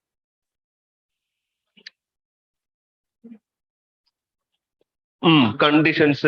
ஸோ இன் கேஸ் ரொம்ப சிம்பிள், ஜென்ரலா ஒருத்தரை டிஸ்குவாலிஃபை பண்றதுக்கான கிரவுண்ட்ஸ் என்னவா இருக்கும்? ஒன்னைக்கு இன்வால்விங் கரப்ஷனோ இல்ல பிரைபரியோ இல்ல மால் பிராக்டிசஸோ இல்ல getting vote on the representation of ரிலீஜனோ ரேஸோ காஸ்டோ இல்ல get temple places or worship பிளேசஸ்ல you are asking for vote. இதெல்லாம் if it is proven it means that such a candidate has to be disqualified. Okay, அதுதான் grounds, nothing more than. காமனான ground தான் section 100ல. இதுதான் பேசிக்கா, உனக்கு தெரியலாட்டினாலும் இதுதான் bribery, corruption, தென் mall practices இல்ல கான்ஸ்டிடியூஷனல் மீன்ஸ். இது டிஃபால்ட்டா எழுதிடலாம். வயலேஷன் ஆஃப் கான்ஸ்டிடியூஷனல் ப்ரொவிஷன், இது ஒரு ஸ்டாக் பாயிண்ட் எந்த இடத்துல போனாலும். Okay, violation of constitutional provision, இதெல்லாம் டிஃபால்ட்டான பாயிண்ட்ஸ். சொல்லிட்டு இந்த கிரவுண்ட்ஸ்ல ஒருத்தர் அரெஸ்ட் ஆகும் போது, இன்சென்ஸ் கன்விக்ட் ஆகும் போது அவருக்கு என்ன ஆயிரும்? ஒரு சீட்டு வெக்கேட் ஆயிரும். வெக்கேட் ஆயிடுச்சுன்னா அப்புறம் அடுத்து அவருக்கு என்ன இருக்கு remedy? he can able to go for an appeal. எங்க அப்பீல் போக முடியும்? சுப்ரீம் கோர்ட்டுக்கு போக முடியும். கேஸ் ஒண்ணு தெரியும்னா முனுசுவாமி கேஸ்னு ஒண்ணு இருக்கு. நிறைய கேசஸ் இருக்கு, பட் தெரிஞ்சுக்கிற வேண்டிய கேஸ் முனுசுவாமி கேஸ்னு ஒரு கேஸ். இந்த முனுசுவாமி கேஸ்ல என்ன ஆகும் அப்படின்னு பாத்தீங்கன்னா, இவர் ஒரு elector. Okay, so elector, but என்ன ஆயிரும்னா இவர் கண்டஸ்டுக்கு போவாரு, கண்டஸ்ட் பண்ண, பட் இவரை வந்து டிஸ்குவாலிஃபை பண்ணிடுவாங்க, நம்ம விஷால் மாதிரி. ஓகே, ஸோ அப்புறம் அவர் என்ன பண்ணுவாருன்னா முதல் ஹைகோர்ட் போவார், செட்டோரி use that is election petition போடுவார், ரிஜெக்ட் பண்ணிடுவாங்க. அதுக்கப்புறம் சுப்ரீம் கோர்ட்டுக்கு போவார். சுப்ரீம் கோர்ட்டுக்கு போய் அங்கே ஜஸ்டிஃபை ஆகும். ஓகே, ஸோ அதனால இந்த முனுசாமி கேஸை மட்டும் ஆட் பண்ணிக்கோங்க. ஆனால் இந்த கேசஸோட இம்பார்ட்டன்ஸ் அவ்வளோ தூரம் பெருசாக இம்பார்ட்டன்ஸ் இல்லை. பட் சும்மா கேட்டதுனால நம்ம முனுசாமி கேஸை வந்து இன்க்ளூட் பண்ணலாம். பட் மேஜரான ப்ரொவிஷன்ஸ் என்ன இருக்கணும்னா செக்ஷன் 80 இருக்கணும், செக்ஷன் 100 இருக்கணும், எலெக்ஷன் பெட்டிஷன்ல ஹைகோர்ட்னு ஒன்று இருக்கணும், கிரவுண்ட்ஸ் நீ மென்ஷன் பண்ணியிருக்கணும், சைஸபிளான மார்க் கிடைக்கும். Okay, then discuss the essential conditions for the exercise of legislative power by the governor, discuss the legality of repromulgation of ordinance by the governor without placing them before the legislature. என்ன கேக்குறாங்க question? Discuss the essential condition of the exercise of legislative powers by the governor. என்னது? அதோட மட்டும்தான் confine ஆகணும். அவர் தான் summon பண்ணுவாரு, ப்ரொரோக் பண்ணுவாரு, தென் ஹவுஸை dissolve பண்ணுவாரு, ஃபர்ஸ்ட் எடுத்தோடனே அவர் தான் ஸ்பீச் கொடுப்பாரு. அது இல்ல டிமாண்ட். கொஸ்டினோட டிமாண்ட் எங்க கன்ஃபைன் ஆயிடுது? Repromulgation of ordinance. அப்போ ஆர்டினன்ஸ்குள்ள மட்டும்தான் அது கன்ஃபைன் ஆகும். கொஸ்டினோட demand you cannot able to answer the entire legislative powers. ஆக்சுவலா அது லெஜிஸ்லேட்டிவ் பவரே கிடையாது, நம்மளா அதை டிரைவ் பண்ணிக்கிறோம். கான்ஸ்டியூஷன்ல நீங்க போனீங்கன்னா ஆர்டிகல் 213 போட்டு லெஜிஸ்லேட்டிவ் பவர் ஆஃப் தி கவர்னர்னு அந்த ஒரு ப்ரொவிஷன் மட்டும்தான் இருக்கும். ஓகே, நம்ம கன்வென்ஷனல் பிராக்டிஸ்க்காண்டி என்ன பண்ணிக்கிறோம் அப்படின்னா லெஜிஸ்லேட்டிவ் பவர் ஆஃப் தி கவர்னர்னு சொல்லிடுறோம். ஓகே, பட் கன்ஃபைன் ஆகிக்கிறணும். இன் சென்ஸ் கேட்டாலும் லெஜிஸ்லேட்டிவ் பவர்னு கேட்டாலும் எழுதலாம், பட் எங்க கன்ஃபைன் ஆகிக்கிறணும்? ஆர்டினன்ஸோட கன்ஃபைன் ஆகிக்கிறணும். அப்போ ஆர்டினன்ஸ் மேக்கிங் பவர் அப்படின்னா எங்க இருந்து ஸ்டார்ட் பண்றது?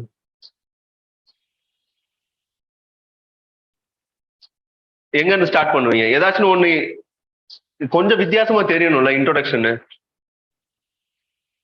அப்ப எங்க இருந்து ஆட் பண்றது? Indian constitution adapted for a dual polity, where head of the state as a president, he is considered to be head of the concern state சொல்லிட்டு அப்படித்தான் ஸ்டார்ட் பண்ண முடியும். ஓகே, சொல்லிட்டு அப்ப எக்ஸிக்யூட்டிவ்ன்றவர் என்ன ஃபங்க்ஷன் பண்ணணும்? எக்ஸிக்யூட்டிவ் ஃபங்க்ஷன் பண்ணணும். ஆனா இவர் என்ன பண்றாரு? லெஜிஸ்லேட்டிவ் ஃபங்க்ஷன் பண்றாரு. என்ன மாதிரி சிச்சுவேஷன்ல? During at the time of when either house of the state லெஜிஸ்லேச்சரோ இல்ல both houses are in the recess. In sense செஷன்ல இல்லாதப்ப என்ன பண்ணலாம்? அவசர கால சட்டத்தை அவர்னால பிரபிக்க முடியும். அப்படி பண்ணும்போது இப்ப என்ன இதுனா இவர் மிஸ்யூஸ் பண்றாரு அப்படின்னு இருக்கு இல்லையா? ரீப்ரோமல்கமேஷன் பண்றாரு அப்படிங்கறதா இங்க இருக்கக்கூடிய பிரச்சனை. அப்ப இங்க எதை எம்பசைஸ் பண்ணணும்னா இவருக்கு எதெல்லாம் sex and balance. In sense executive power தானே இது. ஸோ எக்ஸிக்யூட்டிவ்க்கு என்ன கொடுத்துறீங்க அப்படின்னா you are giving and legislative power. நான் லெஜிஸ்லேட்டிவ் பவர் கொடுத்துட்டேன், ஆனா லெஜிஸ்லேட்டிவ் பவர் நான் என்ன பண்ணல? ஆர்பிட்டரியா கொடுக்கல. ஆர்பிட்டரியா கொடுக்காம நான் இதோட சேர்த்து என்ன பண்றேன்னா some riders attached with it. இதோட சேர்த்து நம்ம சம் ரைடர்ஸ் உள்ள இன்க்ளூட் பண்ணாதான் உன்னால பாயிண்டை ஜென்ரேட் பண்ண முடியும், இல்லைன்னா டிஃபரன்ஸ் காட்ட முடியாது. ஸோ ஒன்னு என்ன சொல்லிடுறேன், வைஸ் பிரசிடென்ட்ங்கிற பிரசிடென்ட் மாதிரி தான் இவர், ஹெட் ஆஃப் த ஸ்டேட். இவருக்கு என்னன்னா actually he is an executive, but he is doing an legislative function in an extraordinary circumstances. Extraordinary circumstances சொல்றதுனால but it is an discretionary power ஆன்னு கேட்டா நோ. அப்போ what are the checks and balance? Checks and balance என்ன இருக்கும் அப்படின்னு பாத்தீங்கன்னா first checks and balance என்னன்னா whether it is a discretionary power of the governor.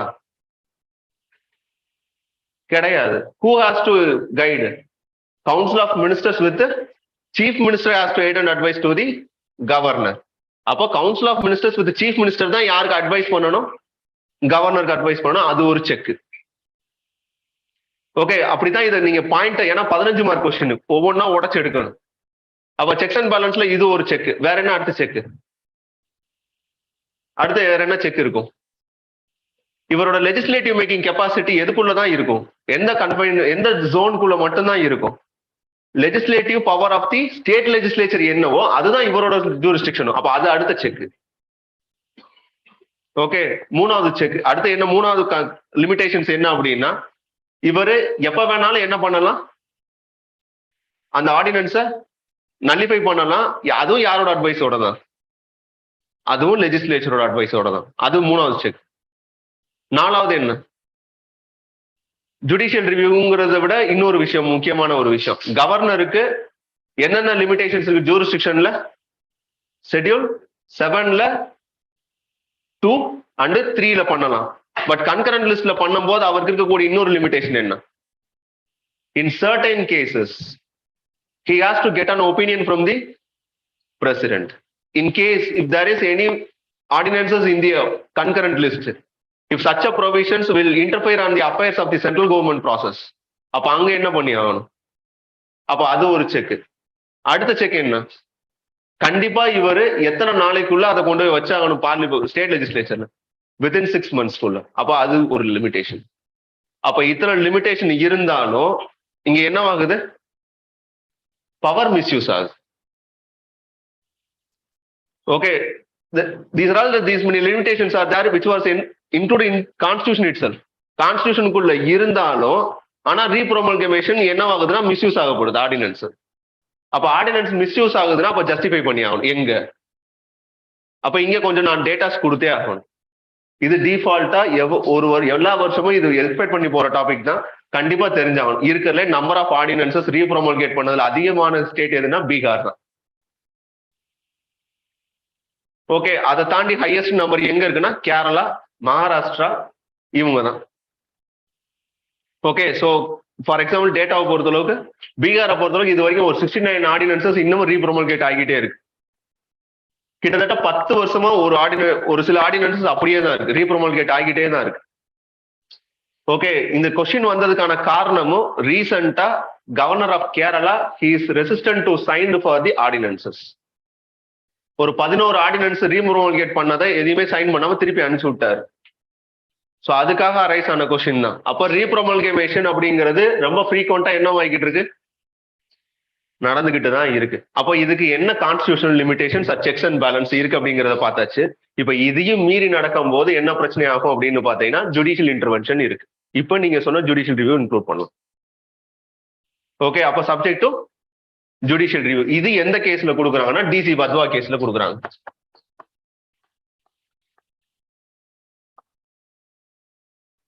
Okay, so DC பத்வா கேஸ்ல என்ன கைட்லைன்ஸ் கொடுக்குறாங்க அப்படின்னா, ordinance should not be repromulgated without any reasonable reasons. It is subject to judicial review. இப்படின்னு சொல்லி DC பத்வா கேஸ்ல என்ன பண்றாங்கன்னா கைட்லைன்ஸ் கொடுக்குறாங்க. கைட்லைன்ஸ் கொடுக்கறது மூலமா என்னன்னா, சோ அப்போ governor has to take and responsibility. அதைத்தான் யார் சொல்றது, கேரளா கவர்னர் சொல்றாரு, I am not an rubber stamp where my objective of this particular office is to ensure constitutional provisions. So in order, I will consider this as an violation of constitution garnala I am not signed in it அப்படிங்கிறது. அப்போ who is the authority or who is how to take the responsibility? Ruling government as well as governor, they should both go hand in hand ன்னு சொல்லி இதை conclude பண்ணணும். Okay, so அப்போ இதனால வரக்கூடிய issues என்னன்னா கான்ஸ்டியூஷனல் வயலேஷன் ஆகும், democratic system collapse ஆகும். இதெல்லாம் சும்மா நீங்க ஆடட் ஃபீச்சர், பாயிண்டே கிடைக்கலன்னா எழுதிக்கிறது. பட் இதெல்லாம் வேலிடா உள்ள இருந்தாங்க. Okay, then while the national politics parties in favor centralization, the regional parties in favor of state autonomy. ஏதோ பயங்கரமான 4 கொஸ்டின் எடுத்துருவாங்க. போன கொஸ்டின் அப்படிதான் இருந்துச்சு, இந்த கொஸ்டின் அப்படிதான் கொஞ்சம் லைட்டா அப்படி உள்ள போகுது. While the national parties in India favor centralization, the regional parties in favor of state autonomy come on. Question எதை பத்தி,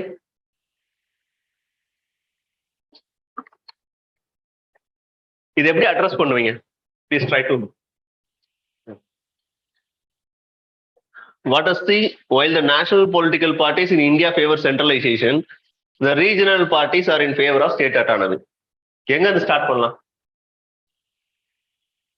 எங்க decentralization, வேற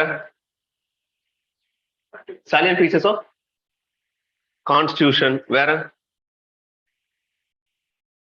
ஆக்சுவலா இது கான்ஸ்டிடியூஷன் பேஸ்டு கொஸ்டினே கிடையாது, இது பார்ட்டி சிஸ்டம். ஓகே, இந்த கொஸ்டினோட டாபிக் எதுன்னு பாத்தீங்கன்னா கவர்னன்ஸ்ல இருக்கக்கூடிய இந்தியன் பார்ட்டி சிஸ்டமோட சப்ஜெக்ட். இது கொஸ்டின் என்னன்னு கேட்டீங்கன்னா, பொலிட்டிக்கல் பார்ட்டி இருக்கு இல்லையா, பார்ட்டி சிஸ்டத்தோட சிஸ்டம் ஆஃப் அட்மின் இது எப்படி இருக்கு அப்படிங்கறதான். கான்ஸ்டியூஷன் இருக்கக்கூடிய எந்த ப்ரொவிஷனையும் இதுக்குள்ள யூஸ் பண்ண முடியாது. ஓகே, ஸோ நத்திங் பட் அங்க ஜென்ரேட் ஆகுமாங்கிறது டவுட் தான். பட் இங்க என்னன்னா question is all about Indian party system. Party சிஸ்டத்துல பொலிட்டிக்கல் பார்ட்டியில நேஷனல் பார்ட்டின்னு ஒண்ணு இருக்கு, ரீஜனல் பார்ட்டின்னு ஒண்ணு இருக்கு. இந்த ரெண்டு பார்ட்டி என்ன டிமாண்ட் பண்ணுதுன்னா, அவங்க சென்ட்ரலைசேஷனை பத்தி பேசுறாங்க, இவங்க ஸ்டேட் அட்டானமியை பத்தி பேசுறாங்க. அப்போ கொஸ்டின் எங்க இருந்து ஸ்டார்ட் ஆகணும் அப்படின்னா பார்ட்டி சிஸ்டத்துல இருந்தா ஸ்டார்ட் ஆகணும். ஸோ அப்போ என்ன சொல்லலாம் அப்படின்னா, justify your answers by means of differentiating what is the role of national party or state party. அப்போ ஸ்டேட் பார்ட்டியோட அப்ஜெக்டிவ் என்னவா இருக்கும்? இல்லைன்னா start from the evolution process. Evolution ப்ராசஸ்னா சின்ஸ் இண்டிபெண்டன்ஸ்ல இருந்து எப்படி ஆச்சு? Since independence at the time of independence என்னதான் இருந்தது? நேஷனலைஸ்டு பார்ட்டிஸ் தான் இருந்துச்சு. ஓகே, ஒரு சென்ட்ரலைசேஷன் தான் இருந்துச்சு. ஆனா இங்க என்னன்னா, என்னால ரெண்டுமே இல்லைன்னு ஆர்கியூ பண்ண முடியும். அவங்களும் சென்ட்ரலைசேஷன் டிமாண்ட் பண்ணல, நாங்களும் ஸ்டேட் அட்டானமி டிமாண்ட் பண்ணல, ரெண்டு பேரும் கோஆபரேட்டிவா போலாம்னு முடிக்கலாம். ஓகே, அப்போ பார்ட்டி சிஸ்டத்துல என்னன்னு பாத்தீங்கன்னா, first you have to define what is difference between regional party and national party. So இது regional party, national party. Regional பார்ட்டிங்கிறது எப்படி டிஃபரன்ஷியேட் பண்ணுவீங்க ஃப்ரம் நேஷனல் பார்ட்டி? அது வந்து எலெக்ஷன் கமிஷன் ரெகக்னைஸ்டு. நான் தான் சொல்றேன்ல, இங்க நீங்க எந்த விதத்திலையும் கான்ஸ்டிடியூஷனா வேற எந்த ப்ரொவிஷனுமே யூஸ் பண்ண முடியாது. Based on ideology, based on region, based on linguistic, based on culture, இல்ல பேஸ்ட் ஆன் எத்னிசிட்டி, இந்த பேசிஸ்ல தான் என்னவாகும்? ரீஜனல் பார்ட்டிஸ் டெவலப் ஆகும். In order to ensure their identity or their autonomy or their demand, where such a context are not fulfilled by the national parties. Okay, அப்போ இத சொல்லிட்டு இங்க இருந்து என்ன பண்ணணும்னா, some of the parties like Telugu Desam party, Tamil Nadu in terms of Dravida Munnetra Kazhagam, then இன்னும் 2-3 parties எங்கேயாச்சும் எடுத்து வச்சுக்கோங்க. They are considered to be an regional party where they demand for the state autonomy. But on the other hand, national parties ஓட demand என்னவா இருக்கும்? So these type of tendencies like identity of one particular region, particular language, particular linguistic character, எதை collapse பண்ணுதுன்னு சொல்றாங்க? Nationalisation R இன்டெகிரிட்டியை collapse பண்ணுது அப்படின்னு சொல்றாங்க. அப்ப இதுல இருக்க பிரச்சனை இதுதான். அப்ப கொஸ்டினோட ஜெனரேஷன் என்ன அப்படின்னு பாத்தீங்கன்னா, ஃபர்ஸ்ட் ரீஜனல் பார்ட்டியோட டிமாண்ட் என்ன, அது எப்படி ஃபார்ம் ஆச்சு, எப்படி டிரான்ஸ்ஃபார்ம் ஆகி இன்னைக்கு நிக்குது. நேஷனல் பார்ட்டியோட டிமாண்ட் என்னவா இருக்கு? இப்போ ரீஜனல் பார்ட்டினால நடந்த பெனிஃபிட் என்ன? ஸ்டேட் அட்டானமின்னு சொல்லியாச்சு. ஆனா ஸ்டேட் அட்டானமிங்கிற ஒரு விஷயம் தான் ரீஜனல் பார்ட்டியோட டிமாண்டா இருக்குமா? இல்ல. அப்ப எதெல்லாம் டிமாண்டா இருக்கும்? ரீஜனல் பார்ட்டியோட பெனிஃபிட் என்னன்னா டெவலப்மெண்ட் நடந்திருக்கு. ரீஜனல் பார்ட்டியோட அப்ஜெக்டிவ் அடுத்த விஷயம் என்னன்னா கிராஸ் ரூட் டெமோக்ரஸி நடந்திருக்கு. ஏன்னா ஒரு பர்டிகுலர் லோக்கல் ஏரியாவோட அட்ரஸ் இஷ்யூஸ் எப்படி தெரியும்? பர்டிகுலர் ரீஜனல் பார்ட்டிக்கு தான் தெரியும். ஓகே, ஸோ நேஷனல் டெவலப்மெண்ட் நடந்திருக்கு, ரீஜனல் டெவலப்மெண்ட் நடந்திருக்கு, தென் சோசியோ எக்கனாமிக் டிரான்ஸ்ஃபர்மேஷன் நடந்திருக்கு. சொல்லலாம் தானே? ஓகே, நான் இங்க எங்கேயும் பயாஸ் ஆகவே இல்லை. இங்க எங்கேயும் நான் என்னவாகல, ரீஜனல் பார்ட்டி தான் பெருசு, நேஷனல் பார்ட்டி தான் பெருசுன்னு சொல்லவே இல்லை. ஓகே, ஸோ இன்னும் ஒரு கண்டெக்ஸ்ட் போகும்போது இப்படி இருந்தாலும், ஆனா சம்டைம்ஸ் என்ன கிரியேட் ஆகுது? சம் ஃபார்ம் ஆஃப் இன்இக்வாலிட்டியும் கிரியேட் ஆகுது, சம் ஃபார்ம் ஆஃப் செக்ஷனிஸ்ட் டெண்டன்சியும் கிரியேட் ஆகுது. ஓகே, அப்ப இதைத்தான் யார் ஓவர் கம் பண்ணணும்னு நினைக்கிறாங்க? நேஷனலைஸ்டு பார்ட்டிஸ் ஓவர் கம் பண்ணணும்னு நினைக்கிறாங்க. அப்ப ரெண்டு பேத்துக்குள்ள ஒரு என்ன இருந்தா ஓகே, ஒரு மியூச்சுவல் அக்ரிமெண்ட் இருந்தா ஓகே. அப்ப மியூச்சுவல் அக்ரிமெண்ட் வேணும்னா என்ன பண்ணணும்? அப்ப ரிசோர்ஸை வந்து எப்படி டிஸ்ட்ரிபியூட் பண்ணணும்? ஈக்குவல் டிஸ்ட்ரிபியூஷன் ஆஃப் ரிசோர்சஸ் இருக்கணும் with equity based approach. Okay, then அடுத்த கண்டெக்ஸ்ட்ல சொல்லும் போது central government or central parties or national parties will not intervene in the affairs of the state process until and otherwise if there is any disturbance in the national interest. So national interest இல்லாத வரைக்கும் national parties என்ன ஆகக்கூடாது? State பார்ட்டிஸோட ரைட்ஸ்ல interfere ஆகக்கூடாது. And at the same time policy making ப்ராசஸ்ல நீங்க யாரை coordinate பண்ணணும்? ஸ்டேட் பார்ட்டிஸையும் கோஆர்டினேட் பண்ணணும். இதெல்லாம் பண்றது மூலமா என்ன நடக்கும்? இவங்க சொல்ற மாதிரி இதுவும் நடக்காது, இதுவும் நடக்காது. ஓகே, அப்போ அந்த கோஆபரேட்டிவ் ஃபெடரலிசம், காம்படிட்டிவ் ஃபெடரலிசம், இதெல்லாம் கீவேர்டு. இது ஆட்டோமேட்டிக்காவே உள்ள விழுந்துடணும். ஆனா எந்த இடத்துலயும் கான்ஸ்டிடியூஷன் ப்ரொவிஷன்ஸ் கொஞ்சம் கூட உள்ள வந்துடவே கூடாது. மேலோட்டமா இது என்னன்னா, சொசைட்டில ரீஜனலிசம்னு ஒரு டாபிக் இருக்கும் இல்லையா, அதோட பிளேவர் இதுல இருக்கணும். அதோட பிளேவர் இருக்கணும். பட் இதுல ஒரு பொலிட்டிக்கல் அந்த ரீஜனலிசம் கொஞ்சம் ரெஃப்ளெக்ட் ஆகிட்டே போகணும். அப்போ கொஞ்சம் அந்த டிரான்ஸ்ஃபர்மேஷன், எவல்யூஷன் டிரான்ஸ்ஃபர்மேஷன் கொஞ்சம் எழுதலாம். தென் கொஞ்சம் ஸ்டேட் பார்ட்டிஸ்னால நடந்த டெவலப்மெண்ட் என்ன. ஓகே, ஸோ ரீஜனல் பார்ட்டிஸ்னால ஒன்றும் நேஷன் ஒன்றும் டிவைட் ஆயிரும் இல்லையே. செக்ஷனிஸ்ட் டெண்டன்சி யார் இப்போ டிமாண்ட் பண்றது இல்லையே. ஓகே, ஸோ டெவலப்மெண்ட் ப்ராசஸ் என்ன ஆகிக்கிட்டே இருக்கு, ஷேப் ஆகிக்கிட்டே தான் போகும். ஸோ அதுதான் கவர்மெண்ட் டிமாண்ட் பண்ணுது, அதுதான் நித்தி ஆயோக் ஃபங்க்ஷன் பண்ணுது, இன்டர்ஸ்டேட் கவுன்சில். இது இன்னும் போனா அங்கதான் போகும். ஆனா அங்க நான் ரெஸ்ட்ரிக்ட் பண்ணிட்டேன், போகவே இல்லை. இங்க நீங்க அட்ரஸ் பண்ணா நித்தி ஆயோக் போயிருப்பீங்க, இன்டர்ஸ்டேட் கவுன்சில் போயிருப்பீங்க, ரீஜனல் கவுன்சில் போயிருப்பீங்க. ஆனா அதெல்லாம் என்னது, அட்மினிஸ்ட்ரேட்டிவ் செட்டப். ஆனா இது முழுக்க முழுக்க party system. Okay, so you should know the difference. Okay,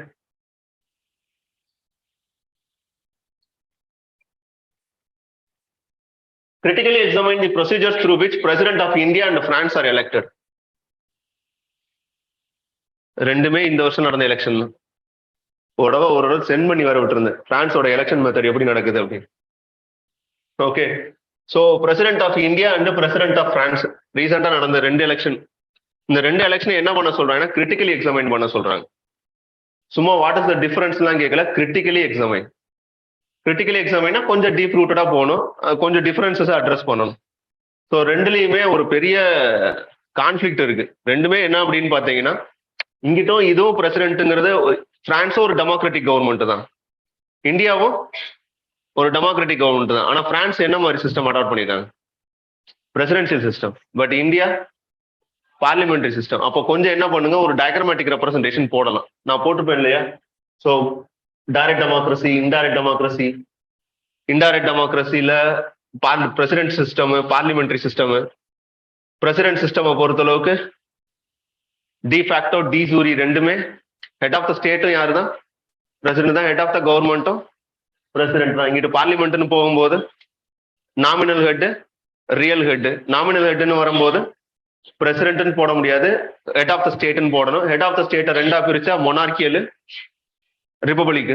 so மொனார்கியல்னு போடும்போது குயினை போடலாம், ரிப்பப்ளிக்னு வரும்போது இந்தியாவை போடலாம். ரியல் ஹெட்னு வரும்போது council of ministers with prime minister. அப்போ இங்க பிரசிடென்ட்னு வரும்போது இந்த இடத்துல பிரசிடென்ட் சிஸ்டத்துல பிரான்ஸை போட்டு ஒரு ரவுண்டு போட்டுருங்க, இங்கிட்டு இந்தியாவை போட்டு ஒரு ரவுண்டை போட்டுருங்க. போட்டுட்டு இப்போ என்னன்னா எலெக்ஷன் ப்ராசஸ்க்குள்ள போகணும். ஸோ ஃபர்ஸ்ட் என்ன பண்ணிட்டீங்கன்னா, பாலிட்டியோட சிஸ்டம் எப்படி இருக்குன்னு டிஃபரன்ஷியேட் பண்ணி காட்டாச்சு. அடுத்த ப்ராசஸ் என்ன ஸ்டார்ட் ஆயிரும் அப்படின்னு பாத்தீங்கன்னா, இந்தியாவோட கான்ஸ்டியூஷனல் செட்டப் எப்படி இருக்கு. India constitution adapted for an parliamentary democratic system, whereas France adapted for an democratic republic system. Okay, so அப்போ presidential system, sorry, republican presidential system. Okay, சொல்லிட்டு இங்க அடுத்து எங்க போகணும் அப்படின்னு பாத்தீங்கன்னா, எலெக்ஷனோட ஏஜ். இங்க எவ்வளவு ஏஜ் ஃபார் பிரசிடென்ட், அங்கேயே any one can be citizen of India வரலாம், சிட்டிசன் ஆஃப் பிரான்ஸ் அங்கேயும் வரலாம். இங்க ஏஜ் என்ன, 35 தானே, 35. அங்க 18. ஆமா, 18லேயே நீங்க போகலாம், யாருக்கும் போகணும்னா போகலாம். ஓகே, ஸோ 18லேயே you can able to contest. So அது போக அங்க ஃபாலோ பண்ணக்கூடிய ஓட்டிங் மெத்தட் வந்து ஃபர்ஸ்ட் போஸ்ட் சிஸ்டம் தான். ஆனா இங்க நம்ம பிரசிடென்ட்டுக்கு ஃபாலோ பண்ணிக்கூடியது proportional representation by means of single transfer vote. சரி, இப்படி சொல்றேன்ல, இப்படியே விட்டீங்கன்னா என்ன ஆகும்னா டிஃபரன்ஸ் பிட்வீன் மாதிரி ஆயிரும் இல்லையா. What is the difference between பிரான்ஸோட பிரசிடென்ட்டுக்கும் இந்தியன் பிரசிடென்ட்டுக்கும் இருக்கும். இப்போ இங்கெல்லாம் எல்லா இடத்துலயுமே என்னன்னா கிரிட்டிக்கலி எக்ஸாமைன் ஒன்று இருக்கு. அப்போ இங்கெல்லாம் கொஞ்சம் கொஞ்சம் வேல்யூ எடிஷன் பண்ணிக்கிட்டே போகணும். அப்போ வேல்யூ எடிஷன் பண்றதா இருந்தா எப்படி பண்ணலாம், இங்கதான் ஜஸ்டிஃபை பண்ண முடியும். ஏன்னா இங்கதான் நமக்கு பாயிண்ட் தெரியும், அங்க நமக்கு எதுவுமே தெரியாது இல்லையா. ஸோ அப்போ ஹெட் ஆஃப் த ஸ்டேட் அப்படின்னு வரும்போது இங்க இந்த ரிபப்ளிக்னு சொன்னேன் இல்லையா, அதை எம்பசைஸ் பண்ணுங்க. So any one from any state or any from criteria, யார் வேணாலும் என்ன ஆகலாம், பிரசிடென்ட் ஆகலாம். அது one of the process. Then second, presidential சிஸ்டத்துல அக்கௌண்டபிலிட்டி இருக்குமா, இல்ல பார்லிமெண்டரி சிஸ்டத்துல அக்கௌண்டபிலிட்டி இருக்குமா? பார்லிமெண்டரி சிஸ்டத்துல அக்கௌண்டபிலிட்டி இருக்கும். அப்ப இந்தியா பார்லிமெண்டரி சிஸ்டம் அடாப்ட் பண்ணிருக்கு. எதுக்காக? To become more accountable. Okay, then இங்க பிரசிடென்சியல் சிஸ்டம் நான் ஒன்னு சொன்னேன் இல்லையா? பிரசிடென்சியல் சிஸ்டத்துல என்ன பிரச்சனை அப்படின்னு பாத்தீங்கன்னா, executives are not accountable to the legislature. ஆனா பிரசிடென்ட் பார்லிமெண்டரி சிஸ்டத்துல இதுதான், அந்த வேல்யூ எடிஷன் கூட கூட நடந்துகிட்டே இருக்கணும். டிஃபரன்ஸ் பிட்வீன் சொல்றதுக்கும் இந்த இடத்துல நான் வேல்யூ எடிஷன் ஒன்னு பண்றேன்ல, ஒவ்வொரு ப்ராசஸ்க்கும் சோ வாட்ங்கிற அந்த கொஸ்டின் ஆன்சர் பண்ணிட்டே போறேன்ல, அதுதான் அந்த டிஃபரன்ஸ். அந்த கிரிட்டிக்கலி எக்ஸாமைனுக்கான டிஃபரன்ஸ் இதுதான். தென் சிங்கிள் பாஸ்ட் போஸ்ட் சிஸ்டம்னு சொல்லியாச்சு. இங்க proportional representation by means of single transfer ஓட்டு தான். ஓகே, அப்ப இங்க என்னத்தை ஆட் பண்றது அப்படின்னா, நம்ம single past post first past post இருக்கக்கூடிய டிமெரிட் என்ன? இன்சென்ஸ் யார் அதிகமா, ஆனா இங்க நம்ம ஜஸ்டிஃபை பண்ண முடியாது. ஏன்னா அங்கேயும் 50% மேல எடுத்தா தான் வின்னிங் கேண்டிடேட், இங்கேயும் 50% மேல எடுத்தா தான் வின்னிங் கேண்டிடேட். ஆனா இங்க என்ன இருக்கும்னா மோர் கிளாரிட்டி இருக்கும் எலெக்ஷன் மெத்தட்ல, எங்க இந்தியாவோட பிரசிடென்ட் எலெக்ஷன் சிஸ்டத்துல. பட் அங்க என்ன இருக்கும்னா 2 ஸ்டேஜஸா போகும் எலெக்ஷன் ப்ராசஸ். ஸோ ஃபர்ஸ்ட் ஒரு சண்டே ஒரு ஓட் போடுவாங்க, கேண்டிடேட்ஸ் எவ்வளவு வேணாலும் நிற்கலாம். ஓகே, இங்கனாச்சும் நீங்க சொல்றீங்க இல்லையா, ஒரு 100% ஹேஸ் டு சைன்டு, 50% சொல்றோம் இல்லையா? பிரான்ஸ் பிரசிடென்ட்டுக்கு அப்படி கிடையாது, எத்தனை பேர் வேணாலும் நிக்கலாம். பட் அங்க இருக்கக்கூடிய முனிசிபாலிட்டிஸ்ல ஒரு 500 ஓட்ஸ் அவங்களுக்கு தேவை. ஃபர்ஸ்ட் ரவுண்ட் ஒன்று நடக்கும், எவ்வளவு கேண்டிடேட் வேணாலும் கண்டெஸ்ட் பண்ணலாம். ஃபர்ஸ்ட் ரவுண்ட் முடிச்சோடனே 50% இல்லைன்னு வச்சுக்கோங்க, திருப்பி என்ன பண்ணுவாங்கன்னா லாஸ்ட் 2 கேண்டிடேட்ஸ் இருப்பாங்கல்ல, இவங்களை மட்டுமே பேஸ் பண்ணி செகண்ட் ரவுண்ட் நடக்கும். அதான் இப்ப நடந்தது மெக்ரானுக்கும் இன்னொருத்தர் அந்த கன்சர்ன் லேடி ஒருத்தவங்க இருந்தாங்களே அவங்களுக்கு நடந்தது. ஸோ அப்ப அந்த 2 ப்ராசஸ்லயுமே என்ன அப்படின்னு பாத்தீங்கன்னா ஒரு விதமான சிஸ்டம் எலக்ட்ரல் சிஸ்டம் நல்லா நடந்தது. ஸோ இதைத்தான் திருப்பி ரீட்ரேட் பண்ணிட்டே வரணும். கிரிட்டிக்கல் எக்ஸாமின்னு சொன்னா இங்க இதுதான் பிரச்சனை. வெறும் டிஃபரன்ஸ் மட்டும் எழுதிட்டு போனீங்கன்னா you cannot able to justify your answers. So இங்க எதை ஆட் பண்ணணும் அப்படின்னா அதனால என்ன சோ வாட் அப்படிங்கிற கொஸ்டினை ஆன்சர் பண்ணிட்டே போங்க. Okay, then discuss the role of election commission. ரெண்டாவது question with respect to electoral reforms. டிஃபால்ட்டா ஒரு கொஸ்டின் எலக்டோரல் ரிஃபார்ம்ஸ்ல இருந்து வந்துடும், ஜுடிஷியரியில இருந்து ஒன்று வந்துடும், ஃபண்டமெண்டல் ரைட்ஸ்ல இருந்து ஒன்று வந்துடும். ஆனா எது வரும்னு தெரியாது. You have to develop. தெரிஞ்சுக்கிற விஷயம் வேற ஒன்றும் கிடையாது. 10 பாயிண்ட் தான் இப்போ வரைக்கும் எலெக்ஷன் கமிஷனுக்கு இருக்கு. அதுதான் வே ஃபார்வர்டு. ஏன்னா இது வரைக்கும் அது செஞ்சதே கிடையாது அவங்க. அதனால சொல்றேன். Okay, so discuss the role of election commission of India in light of evolution of the model code of conduct. Explain பண்ணிடலாம்ல, இது ரொம்ப சிம்பிளான கொஸ்டின் தான்.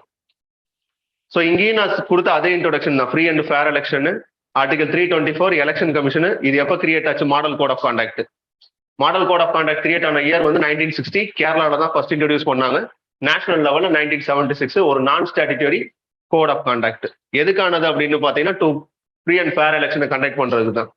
ஃப்ரீ அண்ட் ஃபேர் எலெக்ஷனை கண்டக்ட் பண்றதுன்னா கிரவுண்ட்ஸ் என்னன்னு பாத்துங்க. மாடல் கோட் ஆஃப் கான்டாக்டுக்கான ப்ரொசீஜர்ஸ் என்ன, எப்போ இம்போஸ் பண்ணுவாங்கன்னு பாத்துக்கோங்க, என்ன டைப் ஆஃப் ரெஸ்ட்ரிக்ஷன்ஸ் இம்போஸ் பண்ணுவாங்கன்னு பாத்துங்க, என்ன சேலஞ்சஸ் இருக்குங்கிறது டிஃபால்ட்டா எல்லாரும் தெரிஞ்சுட்டு போக வேண்டிய விஷயம் தான்.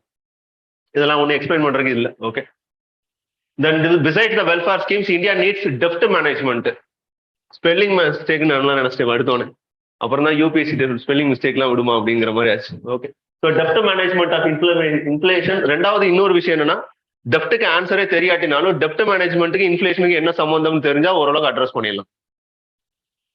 Okay, so besides the welfare schemes India needs the டெப்ட் management of inflation and unemployment to serve the poor and underprivileged section of society. Discuss. இதுவும் எக்கனாமிக் கொஸ்டின். ஆனா எங்க வந்திருக்கு? பாலிட்டியில வந்திருக்கு. இப்போ இங்க என்ன பண்றது? வேற வழி இல்லை, இதான் பண்ணிதான். Okay, so discuss. So first டெப்ட் மேனேஜ்மெண்ட்னா speedy recovery. In sense quick process தான் டெப்ட் மேனேஜ்மெண்ட் அப்படின்னு சொல்லுவாங்க. ஓகே, ஸோ வெல்ஃபேர் ஸ்கீம்ஸ் இருக்கு அப்படின்னா அதை ஒரு சைடு அட்ரஸ் பண்ணணும் இல்லையா? அப்போ ஃபர்ஸ்ட் இனிஷியேட்டிவ் எங்க எடுத்துக்கலாம்? எல்லா இடத்துலையும் டிபிஎஸ்பி யூஸ் பண்ணாதையும் போர் அடிச்சிடும். அதனால இந்த இடத்துல வேணாம் நமக்கு. ஓகே, ஸோ சும்மா நார்மலா வெல்ஃபேர் ஸ்கீம்ஸோட அப்ஜெக்டிவ் என்னன்னு அதை அட்ரஸ் பண்ணுங்க. Please mention some of the welfare schemes. Okay, like MNREGA இல்ல ஏதோ ஒன்று something. Okay, more concern with எதுக்குள்ள இன்க்ளூட் பண்ணுங்க அப்படின்னா அன்எம்ப்ளாய்மெண்ட்டை இல்லாத அளவுக்கு அவாய்ட் பண்ற ஸ்கீம்ஸை உள்ள இன்க்ளூட் பண்ணாதீங்க, பாயிண்ட் கிடைக்காது.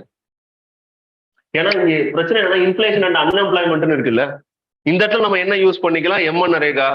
தென் இப்போ ரீசெண்டா ராஜஸ்தான்ல இன்ட்ரோடியூஸ் பண்ண நேஷனல் ரூரல் எம்என்ஆர்ஏகா மாதிரி அர்பன் லைவ்லிஹுட் இருக்கு இல்லையா, மேனேஜ்மெண்ட், அதை இன்க்ளூட் பண்ணிக்கலாம். தென் நேஷனல் ரூரல் லைவ்லிஹுட் மிஷன் இருக்குல்ல, அதை இன்க்ளூட் பண்ணலாம். இதெல்லாம் என்னன்னா ஸ்கில் டெவலப்மெண்ட் ப்ரோக்ராம்ஸ். இது எதுக்கு யூஸ் பண்ணிக்கலாம்னா சொல்யூஷனுக்கு யூஸ் பண்ணிக்கலாம். ஏன்னா இப்ப நம்ம எப்படினாலும் கொடுத்தாகணும். அன்எம்ப்ளாய்மெண்ட்னு ஒண்ணு இருக்கு, அதையும் பத்தி பேசி ஆகணும். அன்எம்ப்ளாய்மெண்ட்டை பேசுறதா இருந்தா நம்ம எதை இன்க்ளூட் பண்ணிக்கிறோம்னா இந்த விஷயத்தை இன்னும் ஸ்பீடப் பண்ணுங்கிற இன்ஃபர்மேஷன் கொடுத்துக்கலாம். வெல்ஃபேர் ஸ்கீம்ஸை பொறுத்த அளவுக்கு முடிஞ்ச அளவுக்கு என்னன்னா இன்கைண்ட் டிரான்ஸ்ஃபர்ஸ் மாதிரி ஸ்கீம்ஸ் உள்ள இன்க்ளூட் பண்ண ட்ரை பண்ணுங்க.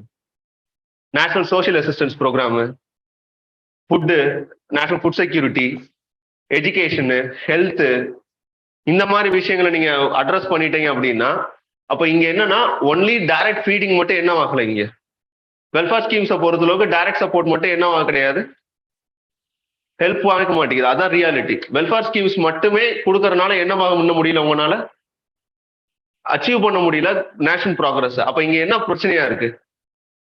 அடுத்த point, India needs depth management of inflation and unemployment. அப்ப இதை ஜஸ்டிஃபை பண்றதுக்கு எனக்கு என்ன வேணும்? I need some points. ஜஸ்டிஃபிகேஷனுக்கு என்ன தேவைன்னா அன்எம்ப்ளாய்மெண்டோட ஸ்டேட்டஸ் இன்னைக்கு என்னவா இருக்கு, ரீட்டைல் இன்ஃபிளேஷன் எஸ்பெஷலி ஃபுட் இன்ஃபிளேஷனோட ஸ்டேட்டஸ் என்னவா இருக்கு. இது ஒரு பாயிண்ட் தான் இருக்கணும், அதுக்கு மேல போச்சுன்னா இது எக்கனாமி ஆன்சர் ஆயிடும். ஓகே, சொல்லிட்டு இப்போ இந்த டெப்ட் மேனேஜ்மெண்ட் இன் இன்ஃபிளேஷன்ங்கிறது வேற ஒண்ணுமே கிடையாது. பிரைம் மினிஸ்டர் சொன்னதுதான், பினான்ஸ் மினிஸ்டர் சொன்னதான் டெப்ட் மேனேஜ்மெண்ட் இன் ஃபுட் அப்படின்னு சொன்னார். இன்சென்ஸ் ஃபுட் டெலிவரி சிஸ்டம் இருக்கு இல்லையா, ஏன்னா இப்ப இருக்கக்கூடிய inflation problem is something different. Okay, so இப்ப இருக்கக்கூடிய இன்ஃபிளேஷன் வந்து கம்பேரிட்டிவ்லி இதுக்கு முன்னாடி இருந்ததை விட டோட்டலி டிஃப்ரெண்ட். வார் ஒரு ரீசன், பேண்டமிக் ஒரு ரீசன் இருந்தாலுமே இன்னொரு ப்ராப்ளம் என்னன்னா இடியோகிராபிக்னு சொல்லுவோம். இன்சென்ஸ் கன்சம்ஷன் பேட்டர்னே மாறிடுச்சு. கலோரி பேஸ்டு இன்ஃபிளேஷனை விட புரோட்டீன் இன்ஃபிளேஷன் அதிகமாகுது இப்போ, because of buying behaviour of people மாறிடுச்சு. பீப்புளோட இன்கம் லெவல் என்ன ஆகுது, இன்க்ரீஸ் ஆகுது. ஓகே, ஸோ இது ஒரு reasons. And supply side stocks இருக்கு, பாட்டில் நெக் இன்ஃபிளேஷன்ஸ் இருக்குன்னு வச்சுக்கோங்க. இதெல்லாம் இருக்கு காரணம். ஆனா இது எதையும் நம்மளால எதுக்குள்ள இன்க்ளூட் பண்ண முடியாது, இதுக்குள்ள இன்க்ளூட் பண்ண முடியாது. அப்ப இங்க வேற எதை இன்க்ளூட் பண்ணலாம்? இப்ப வெல்ஃபேர் ஸ்கீம்ஸ்க்கு ரோல்னு ஒண்ணு இருக்கா கவர்மெண்ட்டுக்கு? அதே மாதிரி இன்ஃபிளேஷன் மேனேஜ்மெண்ட்ல கவர்மெண்ட்டுக்குன்னு ஒரு ரோல் இருக்குமா? அப்ப என்ன மாதிரி ரோல் இருக்கும்?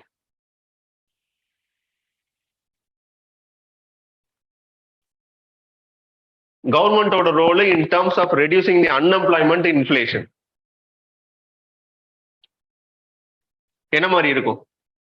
அன்எம்ப்ளாய்மெண்ட்டை ரெடியூஸ் பண்ணணும், இன்ஃபிளேஷனை ரெடியூஸ் பண்ணணும். நீங்க யூஸ்வலா என்ன பண்ணுவீங்கன்னா டைட் மானிட்டரி பாலிசி இல்ல வேற ஏதாச்சும் ஒரு பாலிசியை கொண்டு வந்து போட்டு ஆன்சர் பண்ணிடலாம். பட் இங்க என்ன பிரச்சனை அப்படின்னா மானிட்டரி பாலிசி லெவல்ல டிஸ்கஸ் பண்ணக்கூடாது, ஆனா பிஸ்கல் பாலிசி லெவல்ல டிஸ்கஸ் பண்ணலாம். அப்ப it includes more on government act function, not on RBI function. Okay, அப்போ you have to give more emphasise on the what finance ministry is functioning, not on what RBI is doing. RBI என்ன பண்ணுதுன்னு போட்டா அது எங்க போயிடும்? Monetary பாலிசிக்குள்ள போயிடும். இப்ப நீங்க எதுக்குள்ள இன்க்ளூட் பண்ணணும்? அப்ப இங்க எதை ரிஃபார்ம் பண்ணணும்? டாக்ஸேஷனை ரிஃபார்ம் பண்ணணும், ஜிஎஸ்டி ப்ரொவிஷன்ஸை ரிஃபைன் பண்ணணும், இன்சென்ஸ் கிளாரிட்டி இருக்கணும், regional imbalances in terms of food system, delivery system இருக்குல்ல, அதை கண்ட்ரோல் பண்ணணும், சப்ளை சைட் மேனேஜ்மெண்ட்டை எம்பசைஸ் பண்ணணும், அன்எம்ப்ளாய்மெண்ட்டை எம்பசைஸ் பண்றதுக்கு இந்த மாதிரி rural livelihood programme, then employment guarantee schemes, skill development programmes, இதெல்லாம் கொண்டு வர்றதுனால இதை ஓவர் கம் பண்ண முடியும். அப்போ மானிட்டரி பாலிசி சைடு நான் எம்பசைஸ் பண்றேன்னு வச்சுக்கோங்க, அது GS3க்குள்ள போய் விழுந்துரும். ஆனா இங்க நான் மோர் அபவுட் ஃபினான்ஸ் மினிஸ்ட்ரியோட ரோல்ல பேசணும். அப்படி பேசினா மட்டும்தான் இது GS2க்குள்ள கன்ஃபைன் ஆகியிருக்கும். கொஞ்சம் மிஸ் ஆனாலும் ஆன்சர் எங்க போயிடும்? GS3க்குள்ள போயிடும். ஓகே, கொஞ்சம் சென்சிட்டிவான கொஸ்டின் தான். Then do you agree with the view that increasing dependence on donor agencies for development reduces the importance of community participation in the development process? Justify your answer.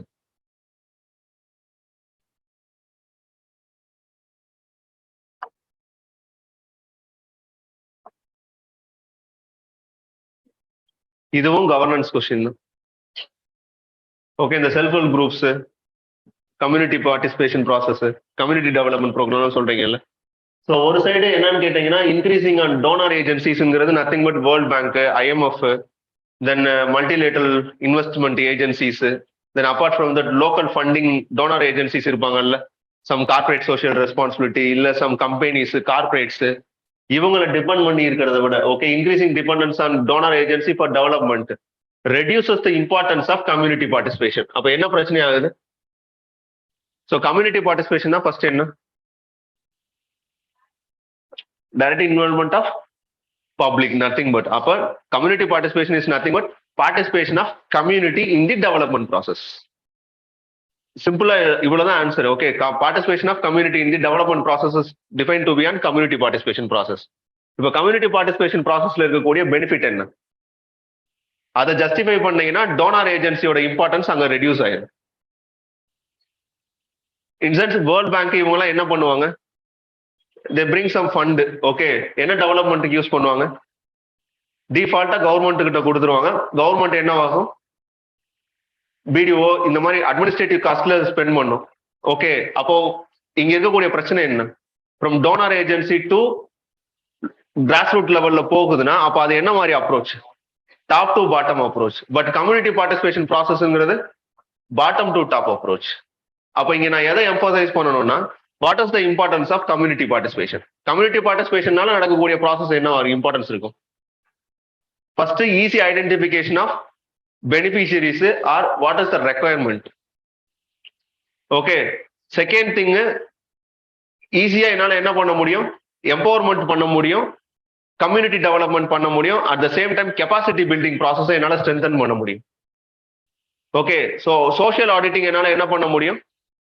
Speedo என்னால பண்ண முடியும். Okay, in terms of spin off எஃபெக்ட்னு சொல்லுவாங்க. In sense ஒரு particular கம்யூனிட்டியில ஒரு development நடந்துச்சுன்னு வச்சுக்கோங்களேன், ஆட்டோமேட்டிக்கா பக்கத்து வில்லேஜ் என்ன பண்ண ஆரம்பிப்பாங்க? அதை பார்த்து அடுத்த லெவலுக்கு போவாங்கல்ல. அந்த spin off effect comparatively community பார்ட்டிசிபேஷன்ல அதிகம். ஓகே, அக்கௌண்டபிலிட்டி அதிகம், அட்டானமி அதிகம்.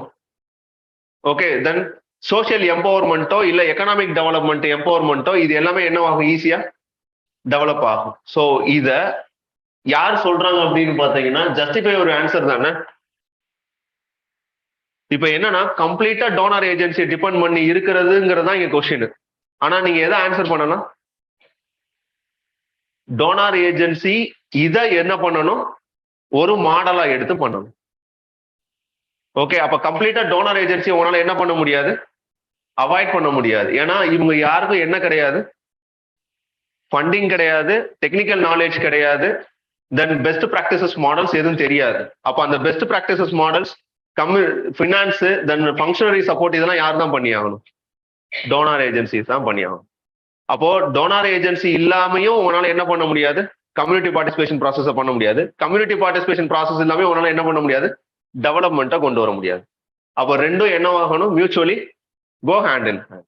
ஸோ அப்படிதான் இந்த ஆன்சர் நீங்க கம்ப்ளீட் பண்ணி ஆகணும். Then right of children to free and compulsory education act 2009 remain inadequate in promoting an incentive based system for children's education without generating awareness about the importance of schooling analyze. இது ரொம்ப பேசிக்கான ஒரு answer தான். Right to எஜுகேஷன்ல இருக்கக்கூடிய challenges என்னன்னு address பண்ண போறீங்க. Okay, so சிம்பிளா அவ்வளவுதான். ரொம்ப பெரிய காம்ப்ளிகேட்டடான கொஸ்டின்லாம் கிடையாது. ரைட் டு எஜுகேஷன்ல இருக்கக்கூடிய ப்ரொவிஷன்ஸ் என்ன? Salient features. இந்த சாலியன் ஃபீச்சர்ஸ்னால கிராஸ் என்ரோல்மெண்ட் ரேஷியோ இம்ப்ரூவ் ஆயிடுச்சா? Okay, in terms of primary education and secondary education லெவல்ல what is the status of gross enrolment ratio? Gross enrolment ரேஷியோவை தாண்டி மினிமம் லெவல் ஆஃப் மேத்தமெட்டிக்ஸ் சொல்லுவோம் இல்லையா? So read and writing skill இது improve ஆயிடுச்சான்னு பார்க்கணும். Then இந்த பேண்டமிக் அப்புறம் எவ்வளவு ஃபால் அவுட் நடந்திருக்கு, டிராப் அவுட் அதிகமாயிருக்கு அப்படிங்கிறதுக்கு யூ நீட் சம் டேட்டாஸ் சொல்லிட்டு இதுக்கப்புறம் அவேர்னஸ் ப்ரோக்ராம் வேணும்னா யாரோட பார்ட்டிசிபேஷன் இல்லாமல் பண்ண முடியாது. முன்னாடி ஒன்று இருக்குல்ல, என்ஜிஓ கம்யூனிட்டி பார்ட்டிசிபேஷன். ஸோ இதோட பார்ட்டிசிபேஷன் இல்லாமையும் தென் கொஞ்சம் ஏதாச்சும் நேஷனல் எஜுகேஷன் பாலிசி 2020 கிடைக்குதான்னு பாருங்க. கிடைச்சா அதை இந்த இதுக்குள்ள இன்ஃபியூஸ் பண்ணீங்கன்னா ஆன்சர் வரும். இதெல்லாம் ரொம்ப சிம்பிளான கொஸ்டின் தான். ஓகே, ஸோ கொஸ்டின்ல ரெண்டுமே இருக்கு. இன்சென்ஸ் போத் டஃப்னஸ் லெவல் இருக்கு, ஆவரேஜான லெவல் இருக்கு. கன்சர்ன் என்ன அப்படின்னா ஒன்னோட ஒன்று லிங்க் பண்ண கத்துக்குங்க, அவ்வளவுதான்.